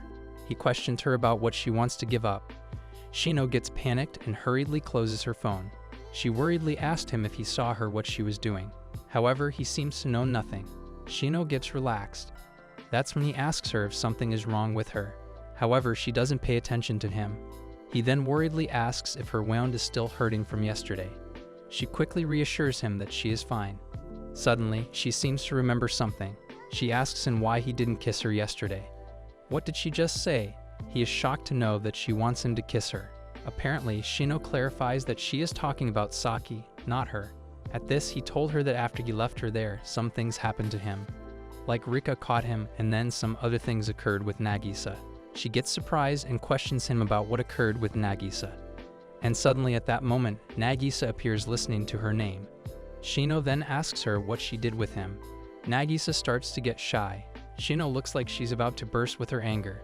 She holds Nagisa by her shoulder as she asks her if she kissed him. Nagisa tells her they didn't do that. Then why does she get shy? Maybe she's hiding something. As usual, Naoya comes in between them to stop her. But Shino doesn't pay attention to him. She didn't even acknowledge his presence. Nagisa then tells her they just held hands. Surprisingly, Shino informs them to show her how they held hands. They start to show it by holding each other's hands. Yet Shino gets angry since she thinks that's how lovers hold hands. So how could they do that? They are dating, that means they are a couple from Shino. Looks like she is not going to give them peace, since she predicts that they have done more things. Shino shows her angry side to Nagisa and apparently it works. Because Nagisa starts showing her all the things they have done, like she laid down on his lap and he carried her in his arms like a princess. And then they hugged. They didn't have to display everything to her. Shino asks them if this is all they have done. Nagisa replies that after everything they just talked and watched fireworks together. Nagisa leans toward him and reveals that it was a very special moment for her. Shino asks, why is she always the one who gets to spend time with him? Doesn't she feel bad for Saki? It seems Shino gets very sad as she leaves crying. They were both surprised by her reaction. She then goes to her room and thinks it's all because of Nagisa that Saki has problems. If she wasn't here, then Saki would be happy, and she would have been able to give up her feelings for Noya. She even tries to delete his picture from her mobile.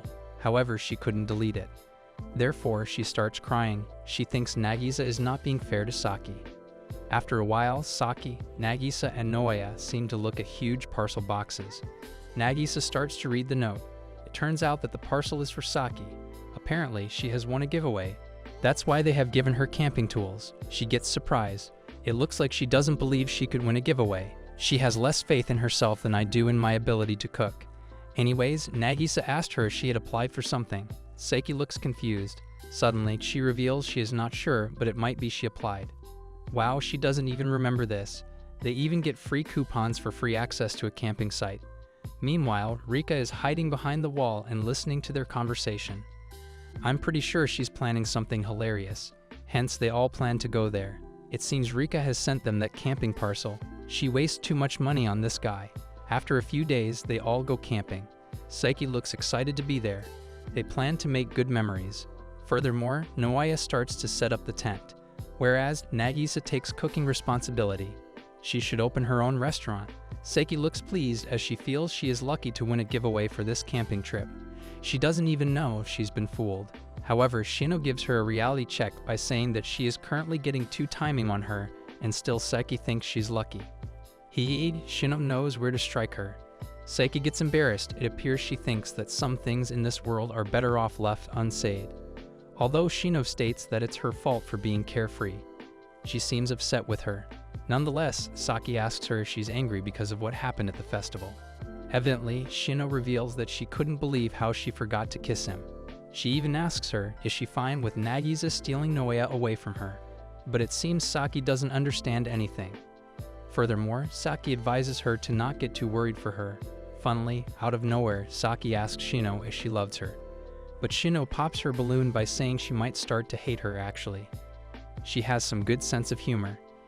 Anyways, Noya then tells her to collect some water, so in the meantime he can set up the tent. But Shino takes the bottle from him to bring the water. While she informs Saki to observe Nagisa, she doesn't do anything weird. After some time, Shino and Saki seem to be sitting together. Meanwhile, Shino lectures her that she always does dumb things and she needs to get serious with Noya. However, she says that she is serious about him, but Shino cuts her off by asking, what was she thinking when she left him alone with Nagisa? Saki seems hesitant. As she uncovers that, it seems to look like Shino is not just angry, but she is also worried about something too. So she can't leave her like this. Moreover, Saki informs her that she is not as stupid as she thinks, and she can always tell if something is wrong with her. I also want a friend like her. Hence, Shino asked her, could it be possible that she is not serious about Noya? However, at that moment Saki gets a call from Noya. When she picks it up, Noya sounds panicked in the call as he tells them that something bad happened there. Apparently, he is having difficulty setting up the tent and Nagisa can't start the fire. This is the lamest situation I have ever seen. Nagisa announces that they might not have anything to eat. However, Saki looks like she is hungry as her stomach starts making sounds.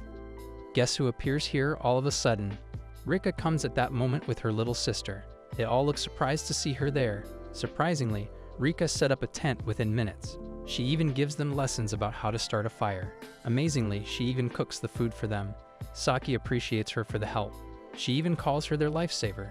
Rika seemed happy as her plan worked. Luckily, it looks like Noya has some brain cells left in him because he states that Rika's being here can't be just a coincidence. They all seem to think about this. Saki then asks her if she follows them here. Rika finally reveals that she already knew they were coming here today for camping, and even the giveaway price they thought they won was her things. She bought the tools and sent them herself. They seem to get shocked at this and start to assume things about her. Apparently, Saki thinks Rika is kind, but Noya thinks she's probably scheming something. He asks her why she's doing all this. Hence, she informs him she wants to go camping with him, and that's why she did it. Why is she pursuing him like he is the last guy in the world? She states that if she invited him, then he wouldn't come, so that's why she has done all of this. Saki couldn't believe she would spend all this money to spend time with him. However, Rika thinks that she gets to spend time with Noya, surrounded by nature, and even get to eat the food with him. so all these will help her to deepen their relationship. Looks like she has left her mind in her home. Furthermore, she's willing to spend money on someone she loves. This is not love, it is obsession. Meanwhile, Naoya asks her why she is doing this. Even when he rejected her so many times, apparently Rika ignores him and offers food to Saki. Surprisingly, Naoya comes in between them as he tells her to not eat her food because she drugged him before. They all get surprised. Risa also confirmed this, however Rika informs them she didn't put anything in today. It appears they still don't believe her. Nagisa announces that she will make food. Rika then starts to eat pizza in front of Saki. She even gives some food to her sister. They both start to eat. Meanwhile, it appears Saki is very hungry since she asks Nagisa about the food, although the food seems to be burnt. Whereas Rika made different tasty dishes. Looks like Saki couldn't resist her food as she was too hungry. And at this moment, she doesn't even curry if she drugged her. Seemingly, Saki requests Rika to give her food. However, Rika demands that she will give the food if Naoya eats it first. She knows how to achieve her goal. Saki orders him to eat her food. So finally he eats the food and surprisingly he likes it. They all start eating food. Apparently, Naoya asks her how can she act so normally when he says all the harsh things to her during the festival. Funnily, she says that he is starting to like her. She and her delusional thoughts. Everyone is shocked by her question. Saki even scolds her. Therefore, Saki asks Naoya to say something to her, but it looks like his mind stops working after her question. He finally speaks out and shockingly confesses that he can't deny what Rika said. Did I hear him wrong? Because he can't possibly say this. Everyone gets startled at his answer. Seki questions him. Does he start to like Rika? Meanwhile, Rika looks very delighted to know this. She even thinks if she keeps going like this, then Naoya will become hers. She should stop watching crazy serials. Looks like Naoya's brain started working because he announces that he would never love her and he is a bit conscious of her right now. That's why he said he likes her. Seems like his brain has not started working yet. However, Saki punches him like a true champion and starts beating him. I'm starting to think she has learned fighting just so she can practice on him. Furthermore, Reki taunts Saki because she is violent. That's why Naoya ends up falling in love with another girl. She should mind her own business. However, Saki informs her that this is their normal behavior. Furthermore, Rika's sister asks her, does Naoya already have a girlfriend? Seemingly, Saki replies that she is his girlfriend. Even Nagisa comes at that moment and also tells her she is also his girlfriend. Their situations are so dramatic. Cute Risa gets confused by their statement. It seems Rika doesn't tell her about this messed up drama of theirs, so now she informs her that Naoya is actually dating Nagisa and Saki, and he's doing two-timing with their permission. Apparently she wonders what he sees in them. Also wonder what you see in him. Seems like cute Risa has more senses than they have. Apparently she asks Rika that she is falling in love with a guy who's already dating two girls at a time. However, Rika tells her that she knows it's embarrassing, but it's true. It's like you saw the bridge, yet still you go in that direction. Hence, Risa asks her if she wants to steal him from both of them. This idiot girl confirms this and says she will steal him. He is not a jewelry piece that you can just steal. Surprisingly, she confesses that she has done so many things to separate them, yet they are still together. Perhaps she knows Naoya is tough to crack, and that's the thing she loves about him. She's living proof that being delusional is a solution for everything. However, cute Risa slaps the hell out of her and says she is dumb. Risa tells her she always works hard on her videos and is very kind to her. She is even cute, so she should choose a decent man because she deserves it and leave this stupid Naoya. Risa should be a role model to these idiots. Seems like Rika hasn't understood anything because apparently she thinks Naoya is a good man even if he's two-timing. Girl, he is not a Prince Charming. You can find way better than him. Risa argues with her and tells Rika if he's dating two girls at a time, then he can't be a good man. Glad she's giving them a reality check, whereas Saki tells her it's not right for her to go after someone's boyfriend. Risa agrees with her, however, cute Risa tells her she is also not done right by allowing him to two-timing on her. Apparently, Saki ignores her insults since she is happy that her favorite Matuber recognizes her. She's not even blonde, yet the dumbest being to exist. Hence, Shino is angry with Risa for scolding her friend, and tells her to stop doing it, but Risa replies she won't stop. Furthermore, Risa tells them she is not saying this because she doesn't feel bad about Nagisa and Saki, but this is not right, that's why she can't give up. Meanwhile, in all this drama, Naoya is lying on the ground like he is dead. He must be dreaming of his escape plan. Apparently, Rika tells them, even if she is being a nuisance, she can't give up on him just because he has his girlfriends. She just has to move forward with all her might to win him. Eventually, she'll crush his thick wall, and then one day, she will steal him from these two. If she desperately wants to steal something, then she should steal the bank, not him. Perhaps she thinks she has already started to crush his wall. Seiki gets furious at her and declares that from now onwards, they will not let Noya to be alone with Rika. Nagisa agrees with her. Apparently, our hero finally wakes up from his deep sleep. Looks like he is going to Faki Saki's anger, as she angrily demands him to tell her what he and Rika have done together so far, and also tell her every detail of it. If she is so protective to him, then why she allow him to date Nagisa? Anyways, Noe reveals that Rika is charming and he's getting a bit conscious of her lately, but he will never do anything that would make Nagisa and Saki sad. Maybe I should take some lessons from him, so then I can finally impress someone. Surprisingly, before he can completely confess his love to them, he falls asleep at the last moment. Looks like Rika has drugged them, because apparently, they all fall asleep. Don't let her beauty fool you if she's got a bite that can sting. Rika seems happy, as her plan to spend lovey-dovey camping with Noea can start now. Her plans are out of this world. Noe seems to be dozing off because of the drug effects. Meanwhile, Rika watches him like a crazy stalker. She even cuffed his hand with a tree while he was sitting in a chair. She looks sweet, but she is dangerous. After some time, he starts to wake up. When he comes to his senses, he realizes his hands are cuffed. Seemingly, Rika is cooking like she is at a picnic. Apparently, she notices that he is finally awake. However, Noea looks surprised to see her. He then asks her if she drugged him again, and he also notices that there is no one else apart from them. Therefore, he questions her, where are the other girls? She informs him they are apparently sleeping in the tent. He seems to get relaxed knowing this. Seems like he realizes he can't be this relaxed in this situation, as he angrily asks her why she did this. Rika says she realized that he's been cold to her lately because he is starting to like her. That's why she has to kidnap him and force him to fall in love with her. Logic and reason take a vacation whenever she's around. Noea is stunned by her answer. Hence, he tells her there were plenty of other options for her. Why did she choose this? It appears she just wanted to be alone with him. However, he informs her that he wants her to stop this madness. Since he has no intention of falling in love with her, she becomes dead silent by his answer. So he asks her why she is silent. Not so surprisingly, she tells him they should put everything behind them. First, they will start by having him fall for her. Hence, Noea becomes stunned by her next action. It appears that Rika suddenly took off her clothes. Horrified by her action, he asks her, why is she taking off her clothes? Surprisingly, she states that she remembers he started to become cold with her after they were together in hot springs. Nonetheless, Noea becomes speechless. Apparently, she thinks Noea gets excited about her body, that's why he starts to ignore her. Her head is still far in the clouds. Looks like Noea gets disturbed by her explanation, as he tells her she is thinking wrong. Furthermore, he tries to make her understand by saying that she would be okay if someone loved her because of her body. Yet it seems she doesn't get anything, since she starts to point out that she has made tireless efforts to make her body. So of course she'll be happy if someone loved her for her body. Her lack of common sense sometimes leaves me speechless.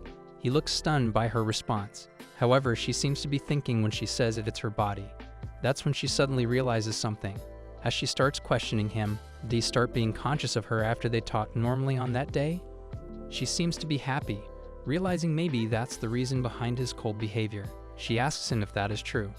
Meanwhile, she also wears her clothes back. She then announces that they should talk until morning. As she pushed him back to the chair and sat him there, she then reveals that she has made a lot of food, so they should talk while eating. She has a heart of gold, but sometimes her brain takes a vacation. Furthermore, she states that on that day they just speak for 5 minutes, but she enjoys it a lot. Though she even wishes to know more about him, so that she will love him even more. She becomes shy as she admits. She did all of this just to make him fall for her.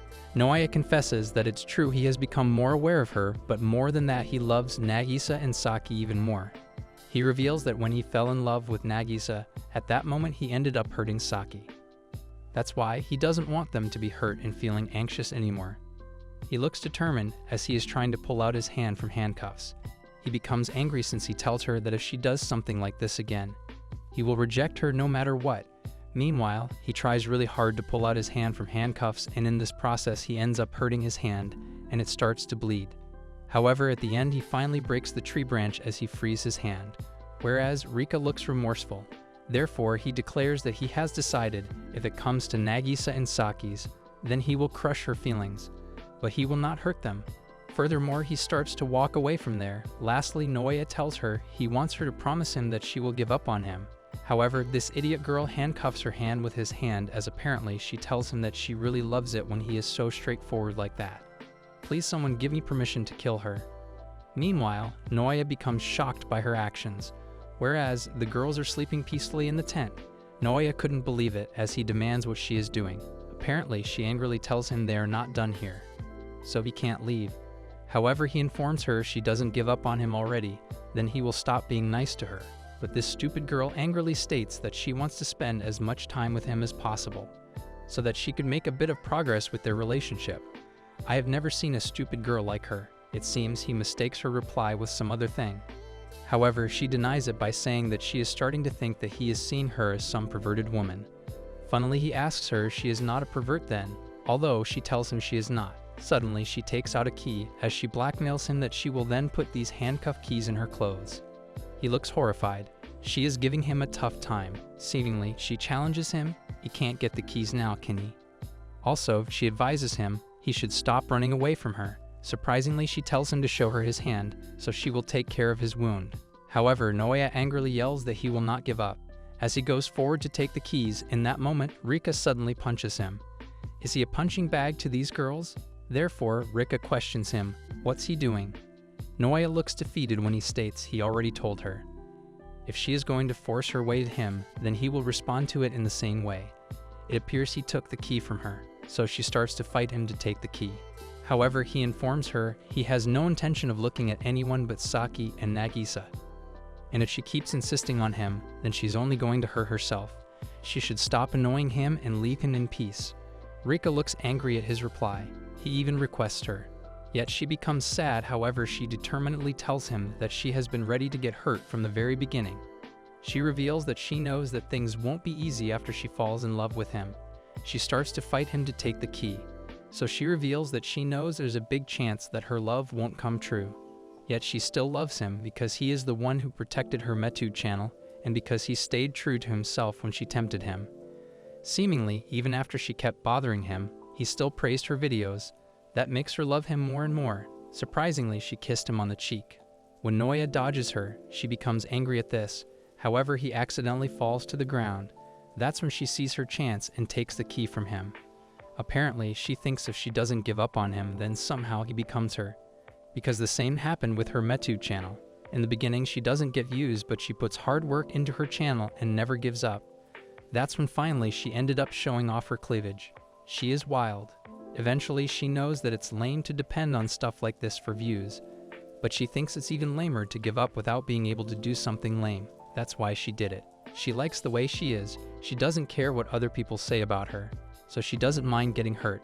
She will not give up on him. She's got a talent for making even intelligent people question their own sanity.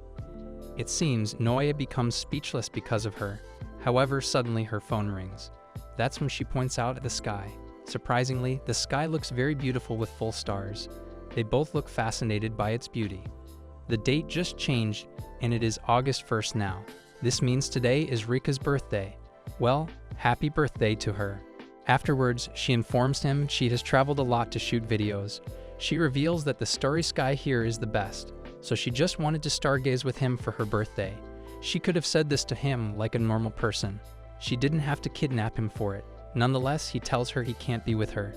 Yet Rika confesses she doesn't care if their relationship doesn't turn out the way she wants it to, or even if he never becomes her, she still chooses to have as many memories with him as possible. That's how she is. She's the combination of sweetness with dumbness. It seems like the girls have started to wake up at the tent. Apparently, Nagisa points out Naoya is not with them when they woke up. She assumes Rika must have kidnapped him. Seki panics and lets out that they should hurry and search for him. Meanwhile, Naoya asks Rika if she still wants a life where she has as many memories with him as possible. Thus, she agrees with him and says no matter how much he avoids her, she is always going to chase him. Funnily, he starts to think he should then tell the police. At this, Rika starts to panic and tells him she would still do it without breaking the law. Seems like she is not going to leave him even if she has to get hurt in the process. Clearly, he realizes that rejecting her would be useless. So he asks her, what's her plan if he doesn't fall for her even after she does all she can do? Surprisingly, she confesses, then she will have no choice but to give up on him. But still, she won't give up that easily. Meanwhile, she reveals she has so many things she wants to do with him, like going on dates, shooting videos together, and chatting with him. She even wants him to see her good points from every angle. Noya looks embarrassed by her boldness. It appears she even wants to live together with him. Obviously, she knows that's impossible. I'm not sure what's worse, her stupidity or the fact that she is too naive. Noya looks defeated when surprisingly, he agrees with her and says it will do everything she says to make him fall for her. It seems she doesn't believe him. Hence, he tells her he will do everything, the dates, shooting, and most surprising thing, he even agrees with her living at his house. What does he want to do? Has he finally lost all his senses? Unexpectedly, he agrees he will do everything she says, even indecent things she mentioned, but apart from sleeping with each other. However, she gets shocked by his shocking revelation. Finally, she becomes happy. Yet he informs her that they will set a time limit. Therefore, he gives her 5 months, and tells her if she agrees to the time limit, then he won't avoid her at all. He reveals after the time limit will be over, he will reject her then. Meanwhile, Rika looks confident because she thinks he will fall for her. However, he tells her he won't be able to put Saki and Nagisa at ease if he doesn't reject her, and he knows Rika won't leave him until he gives her a chance. Hence, she looks impressed with him. As she tells him, even though he could just ignore her, yet he still gives her a chance, even if in the end he just wants to reject her. But still he gives her a chance for her sake. His kindness will put him in danger someday. Looks like she is ready to make him fall for her in the next 5 months. In the end, she frees him from the handcuffs. However, he wishes her a happy birthday and sets up a table for her to cut a cake. Apparently, he wants her to quickly cut the cake so that he could go back to his girls as he is worried for them. He has dug his own grave by suggesting this deal. Afterwards, they eat the cake, then they both watch the stars together. He then goes back to Saki and Nagisa. Meanwhile, the girls are worried for him, whereas Saki starts making assumptions about him and Rika. She has wild thoughts, though Nagisa tells her that Noya will never fall for her. Wait till she gets to know about this guy's foolish deal. Apparently, both girls start to make assumptions about indecent things. That's when Shino scolds them both to stop speaking. Furthermore, she questions them if they are actually even worried about Noya. Suddenly, they hear Noya calling their name, as apparently he is running towards them. They all go to him. Therefore, he informed them he went into the tent, but they weren't there, so he's been searching for them. Hence, Saki asks him if he is okay and does Rika do something to him. She starts to angrily ask him whether Rika does any indecent thing to him. Out of nowhere, Rika appears and unexpectedly she slaps her and informs them that she didn't do anything indecent to him. However, Saki asks why Rika is here. Meanwhile, Noya gets serious and states he wants to tell them something about how he handles things with Rika. Both girls look shocked at this, whereas Saki hesitates at first as she thinks about something, then suddenly she punches the hell out of Noya. Whoa, I knew he would get more punches. Apparently, Saki thinks he wants to start 3-timing. That's why she punched him. She thinks so highly of him. However, he tells her it's not about 3-timing. He wants to talk about how he's going to make Rika give up on him. Saki becomes relaxed at this. Afterwards, he informs them that Rika is going to live with them for 5 months. All the girl looks horrified whereas Rika gets close to him. Furthermore, he tells them about their deal. Funnily, Saki again punches him hard. As she tells him, it sounds like 3-timing to her. She looks furious with him, while Nagisa holds her so she can't beat him. However, he tells them Rika isn't going to give up as easily and he can't let her cause trouble for the two of them again. So he will face her challenges for 5 months, and she has promised if he still doesn't fall for her, then she will give up on him. The girl seems to understand his plan. However, Saki asks him, he is sure that he will not fall for her? And apparently, this stupid guy is not sure, but he is confident that he loves them more. Seemingly, Saki thinks it's difficult to change his mind now. So that's why both girls agreed with him, but Shino doesn't look happy with this. At last, they all decide to enjoy their camping. After enjoying themselves, they decided to go back home. In the train, all of them seem to be sleeping apart from Shino. She thinks about why Saki is okay with his decisions. Apparently, she thinks if Noya was her boyfriend, then she would never give any other girl a chance to fall for him. She thinks maybe she loves him more than Saki does. Therefore, she feels maybe she shouldn't hold back her feelings for him. Rika comes to Noe's house with her things to live with them. She declares that, at the end of the year, she will make him fall in love with her. However, Saki doesn't seem happy with her, as she is fuming with anger. Hence, she tells Nagisa if she ever does anything suspicious. She didn't even finish talking when, funnily, Rika chose this moment to make her more angry by kissing Noya on his cheek. She is provoking a wild cat. Seki looks murderous as she declares she will kill her. Therefore, Rika further provokes her by asking her if she hasn't kissed him by any chance. She likes playing with fire. Be careful, Saki throws good punches. Apparently, she complains to Noya to stop her, otherwise she will do it. Meanwhile, he thinks about it. Then he says she can do anything as long as it's not something immoral. All the girls become shocked by his answer. Although he informs them, for the next 5 months she can do anything to make him fall for her, but if he still doesn't fall for her, then she'll give up. Apparently, that's the deal they have made, and he will protect that promise. After some moments, they gave her a house tour. When they show her Noya's room, she comfortably lay in his bed, as she announces that she will sleep in this room with him. Whereas, Seki looks scary when she tells Nagisa to bring her some kind of a blunt weapon. She is too violent. Surprisingly, Shino brings a dumbbell that she found in Nagisa's room. Funnily, Saki took the dumbbell and went forward to Rika's side to attack her. However, at the last moment, Noya took hold of her to stop her.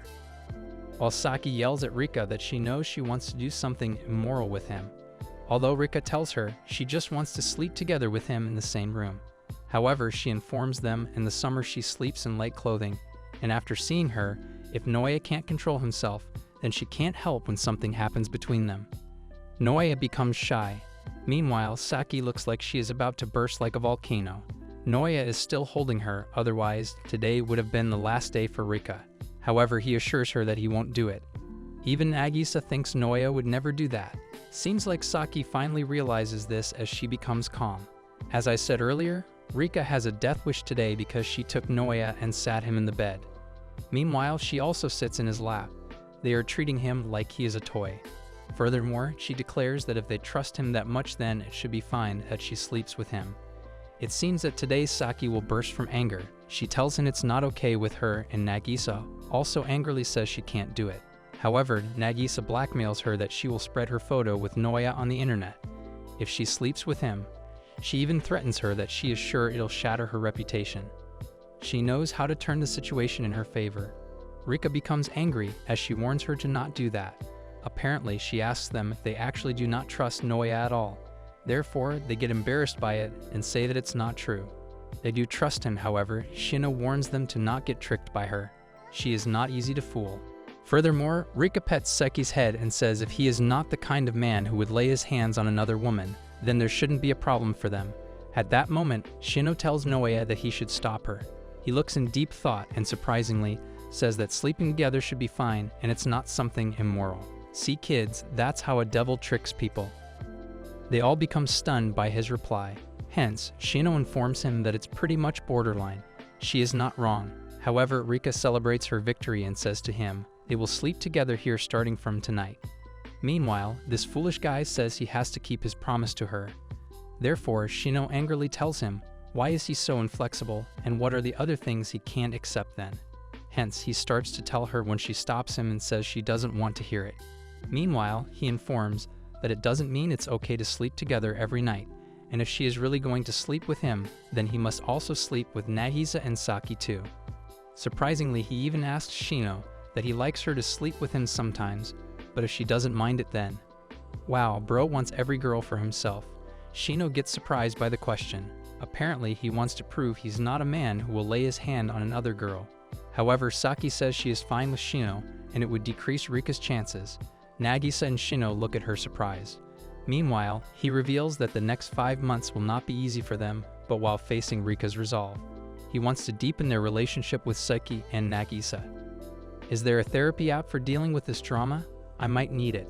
He even tells them they should flirt so that they won't lose to Rika. And they would do everything as long as it's not lewd. Both girls look embarrassed as they agree with him. Meanwhile, Saki thinks if Rika is serious, then she must get over her shyness. However, Nagisa is wondering if there's something she can do so that Rika can't steal him. Whereas Shino thinks this might be her chance. She wants to know if she has the possibility. Their life has more drama than the Indian serial. Afterwards, Saki states they should decide who's going to sleep with Noaya tonight. Out of all things, they decided to do rock and paper scissors. Funnily, Shino wins the game, which means she will sleep with him tonight, though she looks stressed by it. At night, Noaya apologizes to her and tells her she can sleep on the bed. Meanwhile, he sleeps on the floor. However, Shino seems to be putting off her clothes. She looks cute in her nightgown. Seemingly, he gets shocked seeing her like that and misunderstands her. Therefore, she tells him to not misunderstand and explains that he said he wouldn't lay his hands on other girls, so she wants to know if he wants to attack her. She looks shy. Meanwhile, he starts to think, and then he states that he can still hold himself. Tough guy Shino gets embarrassed. Furthermore, he tells her to sleep. Surprisingly, she makes him shocked when she sleeps by his side. She reveals to him she hasn't done testing him, whereas he questions her actions. At that, she reveals that Saki asked her to do this. She is making excuses. I know he. However, he asks her how deep their friendship is. Hence, she demands him. Does he want to attack her now? He then starts to notice her, yet still says he is fine. She gets shocked by his self-control. However, he tells her to seduce him more if Saki asks her to do this. Then he also wants to challenge himself if he really can hold himself. She then starts to seduce him, but apparently he has more self-control. His self-control will put my self-control for food to shame. Apparently, when nothing seems to work on him, then she tells him to close his eyes for a bit. She then shyly loses all her clothes. However, she gets too embarrassed. He then suddenly puts her gown back on her and apologizes to her. Meanwhile, he closes his eyes so that she can set her gown. Sometimes he is a gentleman and sometimes he is a jerk. Whereas she feels that even if she went this far, he still doesn't feel a thing about her. She looks disappointed. Therefore, he confesses to her he could barely hold himself back because she is so charming.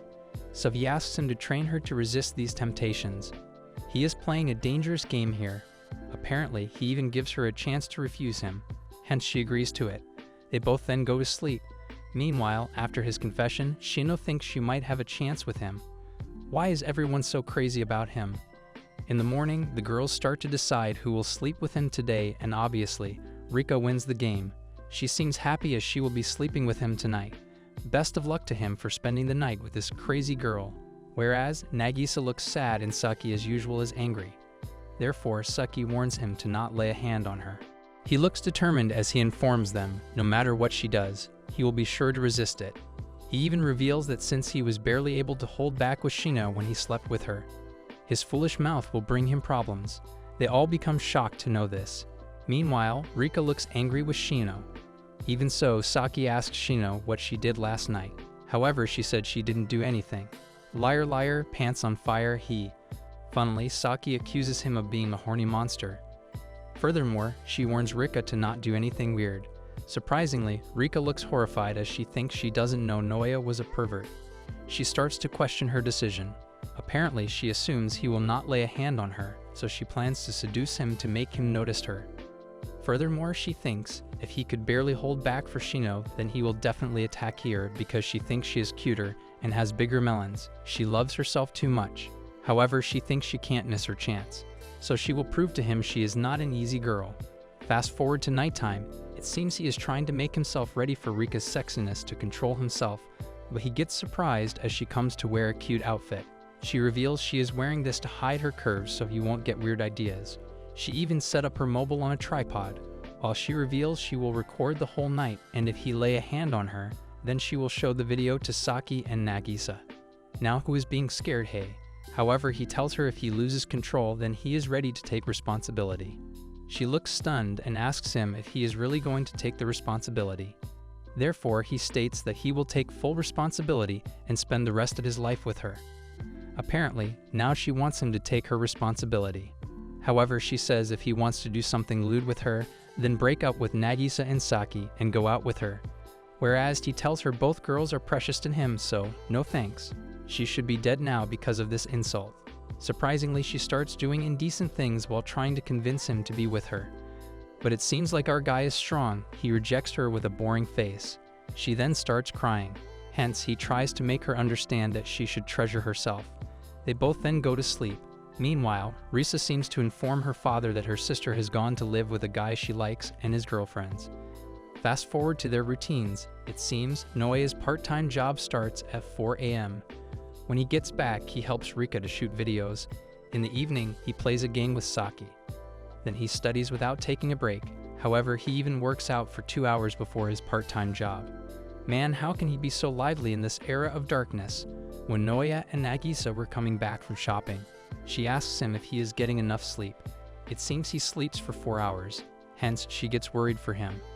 Therefore, he informs her he has to face Rika, even makes Shino acknowledge their relationship, and moreover, he wants to make her and Saki happy. He is doing too many things at one time. Apparently, she realizes his hands are kind of hot, so she worriedly asks him if he is sick. He then panics and tells her he is, but it's not that bad. She then tells him to rest even a bit. Meanwhile, he tells her he is fine and runs away from there. Apparently, she goes home and quickly tells Saki they should decide who gets to sleep with him tonight. However, Saki assumes Nagisa is so nice, she wants her to win so she can go first. She is going to get a surprise. Afterwards, they play the game and guess who wins this game. Fast forward to nighttime, Noya seems to be studying. When Nagisa comes to his room, and yes, apparently Nagisa wins the game, so she will spend the night with him today. However, the surprise is that Nagisa comes to him wearing a nurse costume. Surprisingly, she goes to his side and carries him from the seat to his bed like a baby. She can pick up a truck with power like this. Hence, he shockingly asks her what she's doing. Funnily, she lets out that she won't listen to someone like him who can't even take care of his body. She is scolding him like a child. Apparently, her method to check his temperature is to touch her forehead with his. We should be glad she is not a doctor. She then checks him with a thermometer and informs him he has a fever. So he asks her if she has a thermometer, then why she touched their foreheads. Man, she is just finding ways to get close to you. However, she tells him she is very angry. She then covers him with a futon and gives him medicines. She even calls his workplace to take a leave for tomorrow. She is a multitasker. Furthermore, she warns him that if he doesn't take care of himself, then she is going to be mad at him. Hence, he tells her it's kind of nice to be scolded by her. Apparently, he is happy that she is taking care of him, and he feels they are now more close to each other. He even compliments her that she is looking cute and ecchi in this outfit. This man knows how to flirt. Meanwhile, she becomes shy at his compliment. The next day comes. Psyche is determined that today is her turn to sleep with him, and surprisingly, she was spying on them while they were taking turns to sleep with him. So she knows nothing immoral happened between them. She thinks this is her chance to take a lead. Noyet is studying when she comes to him and asks him if he is free today. However, Nagisa informs him he was sick, and he was not telling them, so she noticed it and called his workplace to give him a day off. Therefore, Saki asks her about what happened between them last night. Nagisa tells her she was taking care of him and his health is more important for her. Seki becomes impressed with her caring nature. At night, Seki comes to his room and shows him magazines and tells him that she knows he is frustrated and is holding himself back, so she wants to provide an outlet for his desires. Surprisingly, she picks up these magazines from parks and under bridges to help him. He gets impressed by her efforts, so he tells her he will read them because of her. However, he realizes if he reads these magazines, then he will develop a habit of lusting for other women. Therefore, she realizes he is saying the right thing, but she also wants to help him. In the end, he tells her he wants to take her pictures, hence she agrees with him. Funnily, he takes her pictures and pastes them on the magazine's pictures. He is dumber than Mr. Bean. Seems like she doesn't like this as she punches him really hard. He should start wearing a helmet from now on. Meanwhile, he thinks it's difficult to understand girls. He is not wrong though. Saki and Shino seem to be looking at a beach magazine. Apparently they want to go there. Meanwhile, Noea is studying and as usual, Nagisa is cooking. Shino asks Saki if she has a swimsuit, but it looks like Saki doesn't have a swimsuit. However, Rika comes as she announces she has done laundry. While she goes to hang her clothes for drying, she hangs her bra there like it's a trophy. Meanwhile, it seems Shino and Saki are judging her choice. They both go there and state why she displays this indecent thing for people to see. Apparently, they think all her nutrients probably went to the indecent place, not her brain. However, they assume she is doing this to get Noya's attention. Well, she won't get this low for him. He is not that special. Meanwhile, Nagisa and Noya also joined them. Hence, he asks them about what's going on here. It appears that Saki asks his opinion about the situation. Therefore, when he sees what she is asking about, he becomes embarrassed, and then he starts thinking. He thinks all the time like he is some genius. Fun fact, he is not. After some thinking, he admits it's kind of exciting him.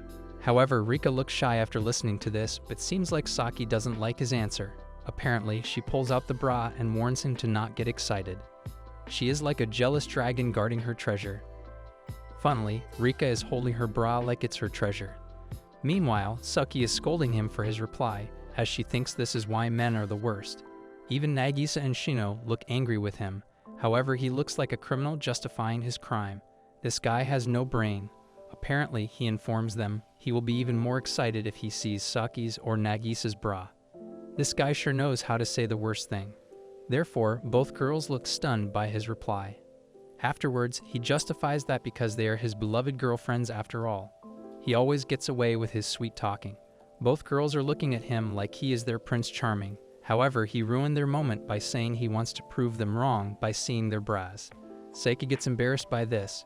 Furthermore, he asks Rika if she has a smartwatch. She gives him her watch. Apparently, he wears the watch and tells them to test him whenever he sees the bra. They can check the watch to know how excited he gets. Hence, Saki scolds him for assuming that he will see their bras, but he tells her he doesn't know any other way. He is making excuses, that's all. Suddenly, Rika interrupts them and shows him her bra and says that they can start with her. The atmosphere around them becomes intense. It's like they are watching the World Cup and waiting for the results. Noe looks in deep thought while watching the bra, and apparently, his heart rate becomes 166. He looks guilty about his reaction, whereas Saki becomes angry with him and Shino looks stunned by it. However, Saki angrily holds him by his shirt, but then he tries to persuade her by saying that his heart rate will be higher for the two of them. Surprisingly, Nagisa comes to him and shyly shows him her bra. Meanwhile, Saki looks shocked seeing her cutest bra. Looks like she has taken her most treasured article to win this. Noe becomes shocked as he asks her if this is her lucky article, and is she fine with showing him something so important. Hence, she becomes shy and tells him she wants to show him. Seems like he likes her bra too much as his heart rate becomes 220. Nagisa looks relieved by his reaction. Meanwhile, Saki becomes shocked and Rika looks angry. Shino assumes that he must really love Nagisa that much. However, he looks relieved to prove her love for Nagisa. It appears that now is Saki's turn. Apparently, she tells him even if she beats Rika, she still doesn't want to lose to Nagisa. He then informs her he loves them both, so logically speaking, it should get the same number. Saki still looks angry because it seems her favorite bra is in the laundry right now. Surprisingly, she then uses the current bra she is wearing to prove it. Noe doesn't expect this as he gets stunned by it. Seemingly, he looks to observe all the facts about bra, and in the end, the result comes, and it seems like his love for both girls are the same since the result of his heartbeats is 222. Saki looks happy with the result. Meanwhile, Shino is wondering what result would come for her. I have a gut feeling she is going to win this. However, Rika starts opening her shirt button as she also wants to show him like that, but Shino tries to stop her, and in that process, her foot slips and she lands on the top of Noea. And funnily, her bra gets exposed. Guess where his face is? Surprisingly, yes, Noea comes face to face with her melons. He looks very shocked, but Shino quickly stands up from him. And guess what? I was right. His heart rate starts skyrocketing, but suddenly he punches himself hard to stop his heart rate. For Seki's happiness, it stops at 219. He has done cheating. Apparently, Rika goes to give Shino sympathy. Shino looks embarrassed by the whole situation. It seems she wonders if maybe she has a chance with him. After a while, Noea was studying. Saki comes to him and says she wants to go to the beach. At that moment, everyone comes there. She tells him going to the beach in summer is a must and he should stop studying. However, he starts thinking and wonders if studying is important, but spending time with his girls is also important. At the end, he makes the decision to go to the beach to make the memories with them. They all become happy. There he asks them, is there a specific beach they'd want to go to? Apparently, Saki wants to go to Hawaii, but Noea apologizes to her and informs her he doesn't have enough money for Hawaii. However, they started to check prices for beaches in their country. Then they finally decided to go to Okinawa with all of his part-time job money. I wonder how much he earns at his job. Seemingly, they are excited to go to the beach. After a while, Saki comes to him and states she has something serious to say about their Okinawa trip. Hence, she says their trip of 2 days and 1 night to Okinawa with everyone is not bad, but apparently, she thinks it's not enough. She wants to stay 3 days and 2 nights there. He becomes shocked as he can't afford this. However, she knows their budget is at the limit, so she shows him the plan she made. Apparently, she thinks they won't get enough time for playing at all. She states she wants to fully enjoy Okinawa for a full day. He finally understands her secret strategy, so he goes to borrow money from Rika, but unexpectedly, Shino smacks him with the magazine. As she tells him, does he seriously want to borrow money from her? Hence, Saki asks her if she wants to stop them. However, she scolds her and says she should stop saying stupid things.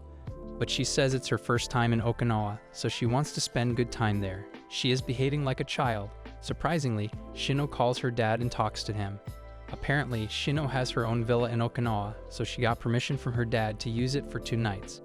Seems like Saki couldn't believe she is rich, so she asked her. Meanwhile, Shino says her parents are rich. Her family is suspicious. They all looked impressed with her.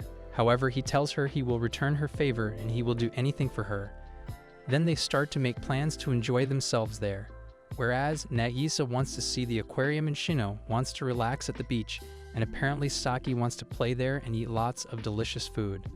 Hence, she also wants to watch a romantic sunset with Noya and to have a barbecue there. She loves food more than him. However, Nagisa reminds her she should kiss him and not forget about the romance. Realizing this, she feels guilty about forgetting about him. She then announces with determination that she will kiss him during this trip. Meanwhile, Shino taunts her that she will again fail to kiss him like always. She becomes horrified by this, but she says we'll do it now. However, Shino tells her she shouldn't have to try too hard. At this, Saki asks her, doesn't she want her to kiss him? Shino looks like someone has caught her doing something wrong. Furthermore, she states that she will show her. She will kiss Noya in Okinawa. Rika chooses that moment to come. She is looking beautiful. Surprisingly, she hugs him and declares she will be the one who's going to kiss Noya. Apparently, Nagisa also announces she will also try hard for him, and she also clings to his other arm. However, seeing all this, Saki states even Shino will now go to him. She is not wrong though, but Shino refuses quickly. Looks like their time at the beach will be interesting. They all are acting like he is a trophy that they have to win. It seems it will be a battle for the kiss. Even after all the drama, Saki is more concerned about food. Fast forward to the shopping day. Apparently, together they go for swimsuit shopping. Hence, Saki asks him if he is excited about watching her in a swimsuit. However, he seems excited about it, so she starts to show him swimsuits. Meanwhile, Rika interrupts them and states that none of them will beat her in a swimsuit. She is so self-obsessed. Their hunting for their dream swimsuits starts. Noaya starts showing different articles to Saki. He even gives her a description about how it will look on her. Whereas Saki appreciates him and says he should select all her swimsuits for summer. Looks like it's Nagisa's turn now. She comes to him and tells him to select something for her as well. He should start working as a stylist from now on. Anyway, he shows the swimsuit to her and she takes it quickly from him because she likes Noya to choose a swimsuit for her. Meanwhile, Saki was looking at them and she thinks Nagisa is too easy to convince. Apparently, Rika also comes to him, but funnily he shows a school swimsuit. Rika becomes angry at him for choosing this. However, he informs her she should show less skin sometimes. Surprisingly, she agrees with his choice because she has heard that some men prefer this rather than ones that reveal more skin. So she thinks Noya is one of them. She should stop using her brain. Meanwhile, Shino comes with a cute swimsuit, as she announces she will take this. But apparently, Noya wants her to wear a sexy swimsuit, so he tells her to wear that. Shino looks shocked to know he has also chosen one for her. But surprisingly, Saki comes to her and shows a more revealing suit to her, as she thinks that one is better. Clearly, Saki tells her, the girl with small melons will look good with micro-made bikinis. She can insult and praise you in one sentence. However, Rika thinks Saki is stupid. She is not thinking wrong. Hence, Saki asks Shino which one she will choose. Therefore, Shino informs her that the bikini has not enough clothes. Apparently, Saki doesn't agree with her as she thinks it's sexy that way, but funnily, Shino slaps her hard for her stupidity. She just wants to help and in return, she gets a slap he. Looks like the drama has finished because everyone goes from there. Now the question is what Shino will choose. Shino seems to be in a difficult situation about what she should choose, whether she chooses the one she likes or the one Noya chooses for her. Hence, she doesn't want people to find out that she loves Noya. At the last, she chooses the one he has chosen, as she wants him to notice her. However, it looks like Rika has found her secret. Furthermore, Shino then bought the swimsuit, but she looks worried. Surprisingly, Rika comes to her side and says she's been observing her for a while, so she directly asks her if she loves Naoya. Shino gets shocked and starts panicking about how she finds out. However, she starts to think about something so that she can trick her. She asks her why she came to this conclusion, if it's because she buys the swimsuit he has chosen. Therefore, Shino says to her, she is buying this because she likes the design. Her lies are so bad, they're actually funny. Apparently, Rika starts laughing at her for her desperate attempts. But it seems like Shino doesn't like her reaction, as she looks like she will kill her. However, Saki comes between them and asks Shino about what's going on here. Shino starts to panic and makes excuses to her to take Rika with her. Afterwards, when Shino and Rika get alone, she again tries to pursue Rika as she tells her she is thinking wrong. Apparently, Rika is not as stupid as she looks, because she informs her it's too obvious to her that she likes him, although Shino still denies her. But Rika questions her that when she slept with Naoya, she was trying to seduce him, didn't she? Unintentionally, but still she has hit the target. Surprisingly, Shino falls into her trap as she asks her, how does she know? Meanwhile, Rika looks happy to trap her. Finally, Shino realizes she has tricked her. Naoya is sitting between Saki and Nagisa in the airplane. Meanwhile, Shino and Rika are sitting behind their seats. The air hostess announced to fasten their seatbelts. It seems like Naoya is having difficulty since he looks nervous. Apparently, the boy is scared that the plane might crash due to an accident. But funnily, Saki slaps the boy for thinking stupid things and also scolds him to stop being negative. Shino then comforts Naoya that the odds of an accident happening are similar to winning the lottery. That means the possibility is almost zero. However, despite his own fear, the boy looks Nagisa and Saki in the eye and declares that he is going to protect them, no matter what. After a while, the plane starts flying. The girls are enjoying their time. Meanwhile, Naoya looks like he is on the most dangerous ride of his life. After noticing that he is holding the seat tightly and sweating out of fear, Saki snaps at him to stop making those faces. Funnily, Naoya scaredly reveals that he can't calm down unless he strains himself like this. Saki looks done with his drama. After some time, the turbulence finally ended, so now everyone is unfastening their seatbelts. Meanwhile, the boy starts taking deep breaths to calm himself down and states that he will pray for a miracle. However, Saki thinks that he is being too scared. Suddenly, Rika comes there and holds the boy's hand. She then reassures Naoya that she is going to hold his hand. Apparently, Rika thinks that it's her chance to make Naoya like her by using the suspension bridge effect. This girl and her weird ideas. However, Saki becomes angry with her and tells her to go away. After that, they start fighting with each other. Surprisingly, Rika signals Shino to deal with Saki. Shino then tells Saki that she should let her do it, because it might put Naoya at ease. Saki becomes shocked by her response. The next moment, Shino does the unexpected thing. She hugs the boy from behind and shyly says that maybe now's the time for all of them to help him relax. Damn, this guy has won the lottery of his life. Seems like Saki also agrees with her idea. Furthermore, Shino thinks in that way he doesn't disturb the other passengers with his panicking. Funnily, Rika thinks that now Shino is just taking advantage of the situation to get close to the boy. Surprisingly, even Nagisa tells him that she will also hold him. After that, all the girls held him close. It seems their closeness starts working on him, since his mind starts calming and he seems much better than before. Jude must be thanking God for getting him such good luck. Anyways, they all look very calm and happy. The boy feels that they all will be alright now. However, another storm comes his way to disturb his peace. Apparently, they hear the announcement that the plane will be entering an eddy current. That means the turbulence will happen. Furthermore, the air hostess assures that the turbulence will not affect the flight. At that moment, the plane starts shaking and all of them also begin to panic about the turbulence. Suddenly, Naoya tells Shino to come to their side. After that, he hugs all the girls tightly to protect them. However, Saki scolds him to let them go, but he seems determined to not let them go. Shino also assures him that they are fine, because she also wants to get away from him since his closeness is affecting her. Saki notices Shino's flushed face, so becomes confused about her reaction. At that moment, Rika tells Naoya to press them harder, as she is enjoying being close to him. However, Saki gets angry with Rika. Surprisingly, Naoya confesses that he wants to protect Nagisa and Saki, but now he promises to protect Shino and Rika also. Hearing this, Shino gets flushed. Meanwhile, Rika becomes happy. This guy definitely knows how to win a girl's heart. After a while, the plane finally passed the eddy current. Knowing this, the boy becomes relieved that they have survived, whereas the girls also look happy. But funnily, Nagisa is still in the daze of the guy's closeness. After some time, they have landed at their destination. As they are coming from the airport, the boy thinks that even if he has experienced this once, but still he hates planes now. Meanwhile, Rika declares from his side that she can't wait for the trip back. Honey, you're sprinkling salt on his wounds. On the other side, Nagisa is still in the daze of the incident, and she is thinking that they are going to die. After a while, they all are on the bus that will take them to the villa. Saiki is looking at the beaches from the window, and she looks very happy to be there. Nigsa is also watching the beaches, and she feels that they are the most beautiful beaches she has witnessed. However, Noya hurriedly informs her that she and Saki are even prettier. I bet he carries a box of compliments with him, hence both girls became flushed, and they thanked him for the compliment. Afterwards, Saki shows her excitement to Shino and Rika.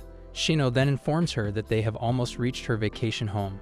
After some time, they finally reach the villa. It appears the villa is very beautiful, and it's very huge. The most fun thing is that the villa has a jacuzzi, which the girls are most excited about. Hence, Shino reveals that she hasn't been here in a while.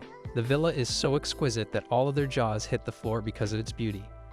Funnily, they start bowing in front of Shino and thank her for inviting them to the villa. However, Shino doesn't like taking compliments, so she tells them to stop doing it. Saki is so dramatic that she even begins crying with joy. Further, Saki states, she was so awestruck that her body began to grovel on its own. Shino becomes shocked and asks her if she really needs the tears. Anyways, Rika notices the beach is outside their balcony, so she hurriedly goes to the boy and tells him to come to the beach with her. But suddenly, Saki interrupts her and she gets angry at her. Afterwards, Rika angrily looks at the boy and asks him if he has been looking forward to seeing them in their swimsuit. The boy agrees with her. Saki then stands up and excitedly announces to all the girls that they are going to change their outfits. It seems Shino is not that excited, so she taunts Saki on her dramatic act. On the other hand, Nagisa tells the boy to wait for them. As usual, Noea shows his charm and says he will wait as many hours as it takes. After some time, Noea is at the beach. Apparently, he is setting up the seating arrangements at the beach, when suddenly Saki calls him. Hence, he becomes stunned looking at Nagisa and Saki in their cute swimsuits. Nagisa then asks his opinion about their outfit. Meanwhile, Rika and Shino also come, wearing their swimsuits. Shino looks shy, whereas Rika confidently asks Noea about his opinion. Suddenly, Noea becomes shocked and reveals that he thinks something is wrong. Apparently, the boy closely notices their swimsuits and thinks that he was sure he has chosen the best swimsuits from them. So how can they look cuter than he has imagined? Wow, that was some next level dramatics. The girls get worried about his reaction. Therefore, they ask him if something is wrong. He surprises them by giving compliments that they all are looking way cuter than he has thought. He then starts giving them compliments individually. He tells Saki she is so cute and sexy. Whereas he compliments Nagisa that she is like an angel, but a slightly naughty angel. Nagisa gets happy with his response. Afterwards, Noe goes to Shino and informs her that he has never thought she will wear the swimsuits he has chosen for her. Furthermore, he compliments her that she is looking amazing. Jude is dropping compliments like confetti at a New Year's party. Anyways, Shino becomes flushed and tells him that she just happened to like the design of the swimsuit. That's why she is wearing this. Suddenly, Saki comes in between them. She then gives her opinion to Shino that she wanted to see her in the maid bikini. Finally, the boy remembers Rika, so he goes to her and tells her she is looking nice and modest. Rika becomes angry at the boy and reveals to him that she thought this was the kind of swimsuit he was into. Noe replies to her that he is not a creep. Rika becomes very angry and states she is going to switch into a sexy swimsuit. Afterwards, she holds Shino's hand and tells her they are having a strategy meeting. Therefore, Rika takes Shino with her. Meanwhile, the boy looks confused seeing their interaction. At that moment, Nagisa informs them that she has made lunch for them, so she is going to get it set up. But suddenly, Saki offers to help her. However, Nagisa tells her it's fine and she can handle it herself. After that, Nagisa goes away from there, leaving Saki alone with the boy. Afterwards, Noea asks Saki what they should do. Saki starts thinking, then she sits on the sand and starts looking at the beautiful view. Hence, Noea also sits with her and listens to her, talking about the beauty of the sky. Saki looks relaxed sitting there soaking in the sun. She then comments that everything is already too perfect. Furthermore, she seems happy that their trip has just started. Therefore, she is hoping to make a lot of good memories. Naoya also agreed with her. After that, they both peacefully watch the view. After a while, Saki starts viewing Naoya romantically. She then goes close to him and whispers in his ear that she hopes they kiss now too. Naoya's hearts start beating fast upon hearing this. He then watches her closely. Surprisingly, Saki suddenly stands up and happily announces that she is going for a swim. Meanwhile, Naoya is sitting there flushed. He then starts watching her enjoying the beach. At that moment, Nagisa comes and watches them. She then goes to the boy and calls him. After getting his attention, she nervously asks him if he has a moment. After that, they both go somewhere more private. Naoya asks her what she wants to talk about. Surprisingly, Nagisa goes close to him and shyly confesses there is something she wants to accomplish during this trip. Naoya becomes shocked seeing her actions. On the other hand, Rika is really pissed. Apparently, she thinks that the boy has tricked her. That's why she starts changing her swimsuit. Nagisa is leaning towards Naoya. Hence, the boy starts noticing her body closely. Suddenly, he asks her if she is in heat. Nagisa becomes embarrassed and hurriedly tells him that it's not that. Naoya relaxes and asks her what it is then. Surprisingly, Nagisa tells him that she wants to make Saki really happy about this trip. Naoya agrees with her and replies to her determinedly that he will do anything to help. Nagisa becomes happy that he agrees very quickly. Afterwards, Naoya informs her there is no reason to refuse if she wants to make Saki happy. Nagisa becomes happy hearing this. However, he then holds her and asks her he wants to know the reason why she wants to do it. The girl then nervously agrees to tell him. After a while, Nagisa reveals that she has been thinking a lot lately about what would have happened if his girlfriend was someone besides Saki. Apparently, she is very happy these days and thinks that her dream of being with the boy forever might actually come true. Now it feels to her that it's possible. Furthermore, she realizes it's because Saki has been treating her like an equal all this time. Nagisa thinks that if there were anyone else in this two-timing relationship, she doesn't think that they would have been having this much fun like they are having now. Seemingly, she knows that Saki has been looking forward to this trip, so she wants to repay her by making this trip more memorable for her. Also, seeing Saki happy would make her happy too. Hearing her confession, Naoya becomes impressed with her. Afterwards, Nagisa informs him that's the reason she wants his help. Surprisingly, Naoya hugs her tightly and tells her he will do anything. Nagisa starts blushing by being close to him.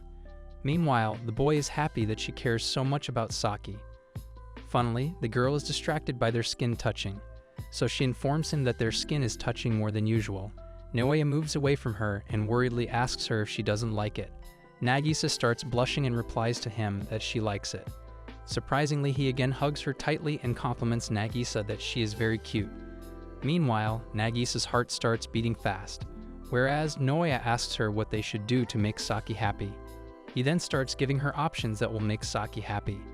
Suddenly, Nagisa suggests he should kiss her. Naoya becomes confused and asks her where she came up with this idea. Hence, she informs him that he should do something only he can do. Naoya gets shocked at this. Apparently, Nagisa informs him that the other day Saki was so preoccupied with the trip that she had to fire her up a bit to motivate her. Funnily, she scolds him that they both are very bad when it comes to kissing. Hearing this, the boy looks guilty. Afterwards, Nagisa warns him that, at this rate, they both won't end up kissing before this trip is over. That's why she will help them. Further, she tells him to set the kiss as his goal. Nagisa tells him that Saki must be hoping for the kiss from the bottom of her heart. At that moment, Naoya remembers Saki offering him to kiss her earlier, so he understands Nagisa's point now. Hence, he becomes determined and makes a goal to kiss Saki during this trip with all his might. However, he asks Nagisa if she is fine that Saki will get ahead of her. Nagisa looks hesitant as she reveals that she might have been more anxious in the past, but now she will be genuinely glad to see Saki kiss him. Seems like Naoya becomes happy with her answer. Therefore, he hugs her sweetly and thanks her.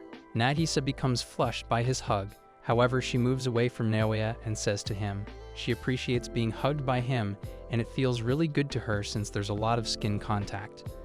But she is afraid that if he keeps hugging her like that, then she might not be able to control herself. Even after hearing this, he hugs her again, since he thinks she is cute and sexy. Meanwhile, Nagisa gets panicked and asks him if he did not hear what she just said. Naoya ignores her and tightly hugs her more. On the other hand, Rika and Shino are watching them from afar. Rika doesn't seem happy seeing them this close. Therefore, Rika declares that they will be going to stop Naoya and Saki from kissing. Further, she blackmails Shino that if they don't manage to stop them from kissing, then she is gonna tell everyone that Shino loves Naoya. Shino gets panicked at this. Afterwards, Rika reminds her that she still has to set her up with Naoya. Shino gets angry with her but still agrees to do it. Hence, Rika looks happy by her reply. Meanwhile, Shino is upset because she can't let Saki know that she is in love with Naoya. That's why she has to help Rika. After some time, they all are sitting at the beach. Suddenly, Naoya asks Saki if she wants to go somewhere with a nice atmosphere with him. Whereas all the girls get shocked by his blunt proposal, Saki seems flushed. Afterwards, Naoya informs her he can't tell her the reason here. Meanwhile, Shino thinks he wants to kiss her. That's why he is taking her somewhere else, and it seems Nagisa and Rika are thinking the same thing. At that moment, Naoya informs Saki that he wants to take her to a nice atmosphere, so that they can be in a good mood. Hence, Saki shyly agrees to go with him. The boy becomes happy by her reply. However, Rika holds him and says she is not going to let him be alone with Saki. Naoya scolds her to let him go, but she ignores him and angrily signals Shino to stop them. However, Shino thinks it will be obvious if she gets in their way. Suddenly, Naoya pulls Rika to free himself. After that, the boy apologizes to her and says he will make some time for her later. He then takes Saki with him. Meanwhile, Rika is scolding Shino for not helping her. She then tries to blackmail her by telling her secret to Nagisa. But Shino stops her midway and she hurriedly goes away to follow the couple. Surprisingly, in the water, Shino takes off her bra and starts acting like her swimsuit got washed away. Hearing her screams, Naoya stops with Saki and sees that Shino is in the water. Furthermore, Shino is calling him to get her swimsuit for her. To make him agree, she tells him if she goes outside like that, then other clubbers will end up seeing her half naked. Seems like her plan worked, since he gets angry by the idea. That's why he goes to help her. After picking up her bra, he gives it to her. Shino then wears her bra and thinks that she has delayed him, but now, she needs to stop him. The next moment, she did the most unexpected thing. Funnily, she tries to take off his shorts. Naoya gets panicked and holds his shorts. He then asks her what she's doing. Hence, Shino embarrassedly tells him that her leg is a little cramped. Naoya gets worried for her and tries to calm her down. Suddenly, he gets close to her and states he will never let her go. At that moment, Shino's leg actually gets cramped, so she punches him really hard and he faints. Rika comes to them, and they then take the boy outside of the water. After coming from the water, Shino informs them Naoya has fainted, so they need to take him back to his room. Afterwards, they laid him in the bed. However, Rika asks Shino to give her his room keys. Shino gives her the keys, but she doesn't seem happy to help her. Surprisingly, Rika asks her if she doesn't love Naoya. Shino gets shocked by her question. Apparently, Rika advises her to stop hiding her feelings and she should focus on getting what she wants. After that, she takes Shino out of the room and locks the door. Rika then goes to the boy and wonders about what she should do with him. Meanwhile, Shino is getting worried about the boy. Naoya is sleeping on the bed. Meanwhile, Rika is sitting on top of him. On the other side, Shino is banging the door to stop her from doing indecent things to the boy. At that moment, Nagisa and Saiki come there and ask her what's going on. Hence, Shino informs them that Rika has tied unconscious Naoya on a bed with tape and locked the door. Hearing this, Saki becomes stunned. After that, she goes close to the door to hear voices from the room. Suddenly, she hears Rika saying that she is going to do something with Naoya. So Saki starts panicking that Rika will do something immoral with him. Meanwhile, Rika sleeps on top of the boy and feels that he is very warm. Funnily, Saki misunderstands her comments and thinks she has done something immoral with him. Afterwards, Saki asks Shino if she has a key. Hence, Shino realizes they might have a spare key somewhere, so they go to find the key. On the other hand, Naoya finally awakes and sees Rika being on top of him. He then notices himself being tied by the tape. Therefore, he realizes that she has kidnapped him again. Afterwards, Naoya asks her, why is she doing this again?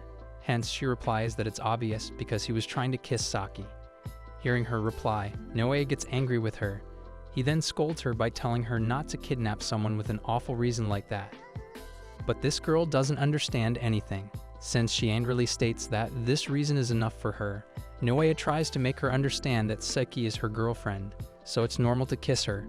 But she doesn't agree with him and warns him that he can't kiss her. because if he kisses her, then Saki's gonna become even more important to him. Apparently, she thinks that this will make it hard for her to separate them. Surprisingly, Rika informs him that she doesn't want a three-timing relationship. Breaking news, she has finally said something sensible. She then tells the boy, if he wants to kiss someone that badly, then he should kiss her and fall for her more. Naoya starts panicking and thinks that she will kiss him. But funnily, she kisses him on the cheeks and starts blushing like she has done something daring. Meanwhile, the boy looks confused by her actions. Apparently, she reminds him that he warns her that she can't kiss him on the lips, because that counts as something lewd. Therefore, he asks her if she remembers this. Rika proudly says that, of course she remembers, since it's their promise.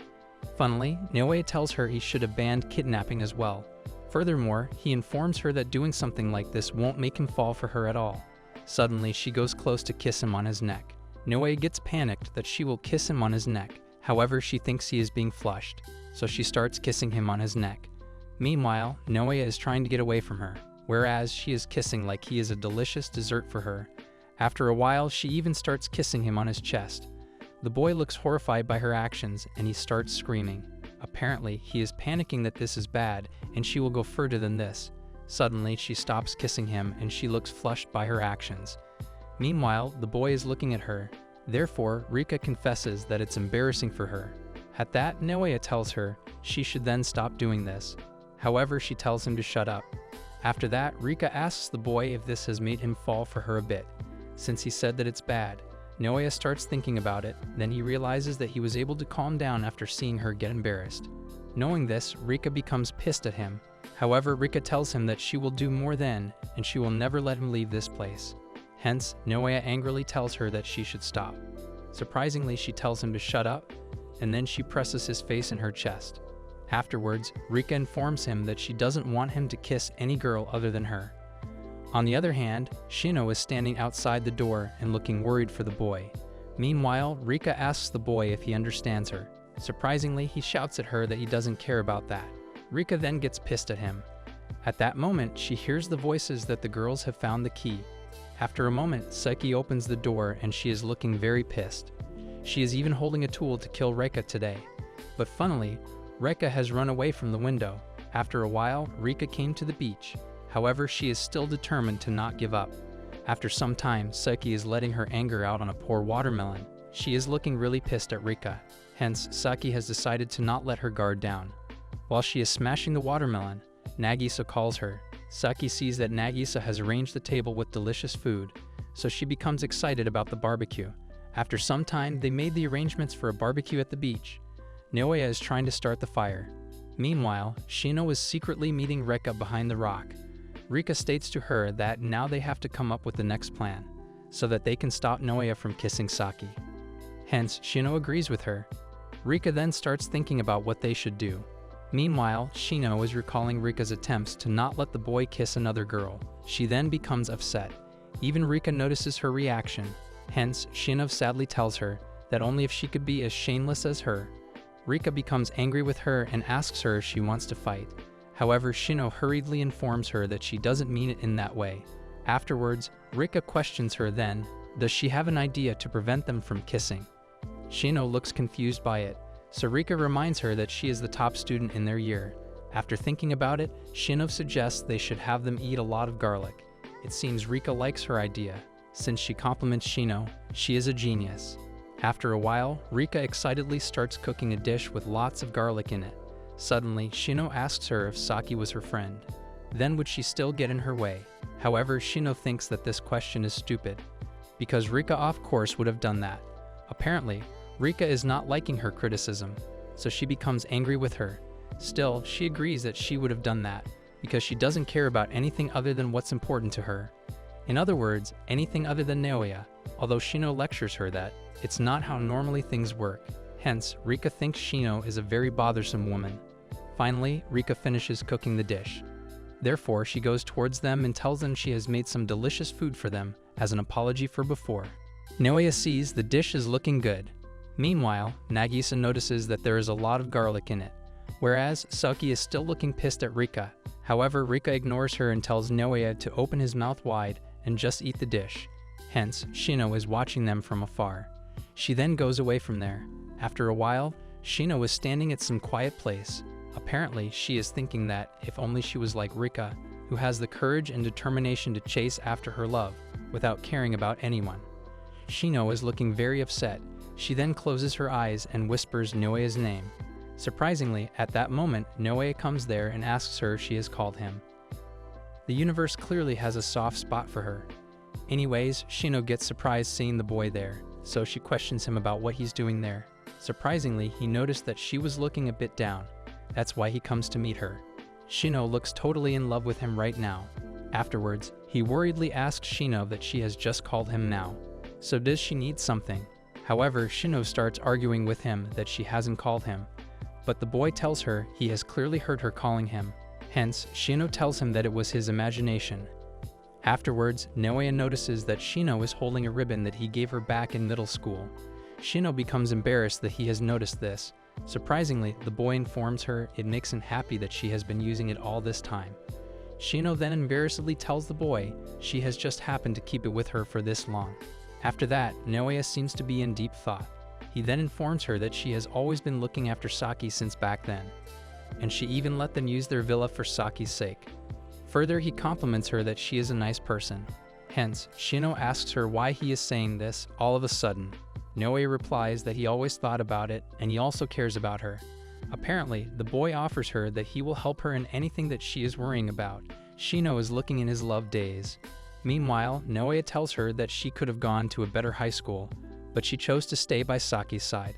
However, Shino is thinking that the reason she has chosen the same school as Saki was to stay close to the boy, and the reason she has let them use the villa was because she thought that could increase her chances with him.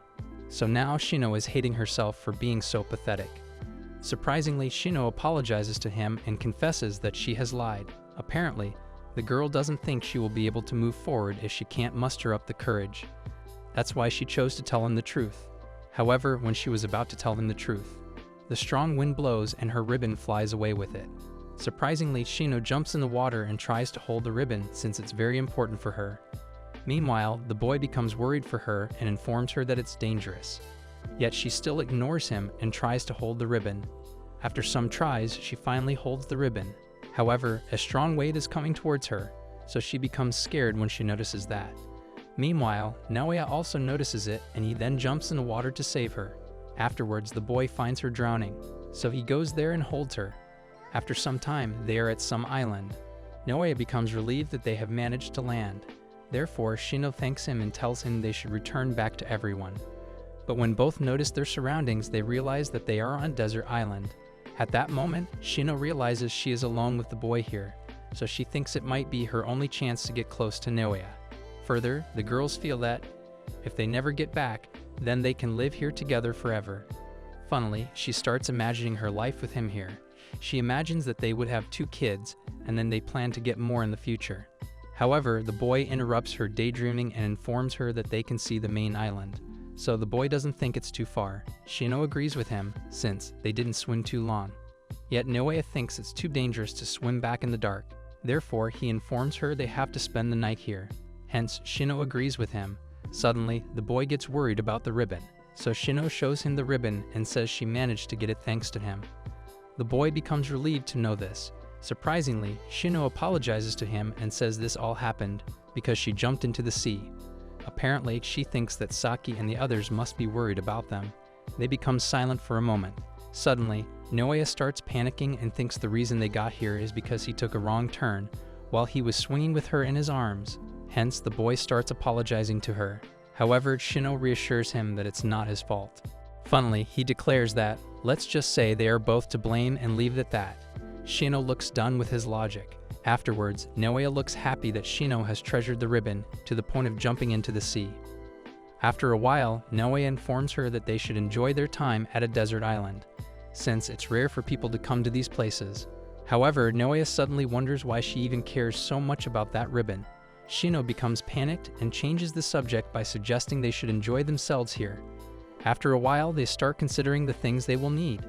Firstly, Shino thinks they need to find a source of water. At that moment, Naoya points at the palm tree. Hence, Shino says she will go grab some. She then starts climbing the tree.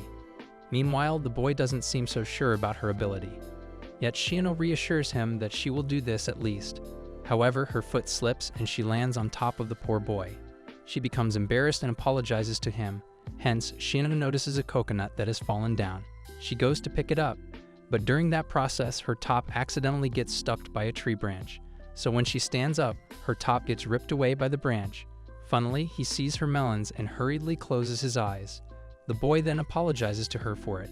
Afterwards, Shino becomes embarrassed and starts to pin up her bikini top. Apparently, she is embarrassed that this kind of thing always happens when she is with him. Surprisingly, she gets angry with him and informs him that usually she is a very independent girl. Noe comforts her that he knows this already. However, he thinks this side of her is also cute. Shino starts blushing hearing this.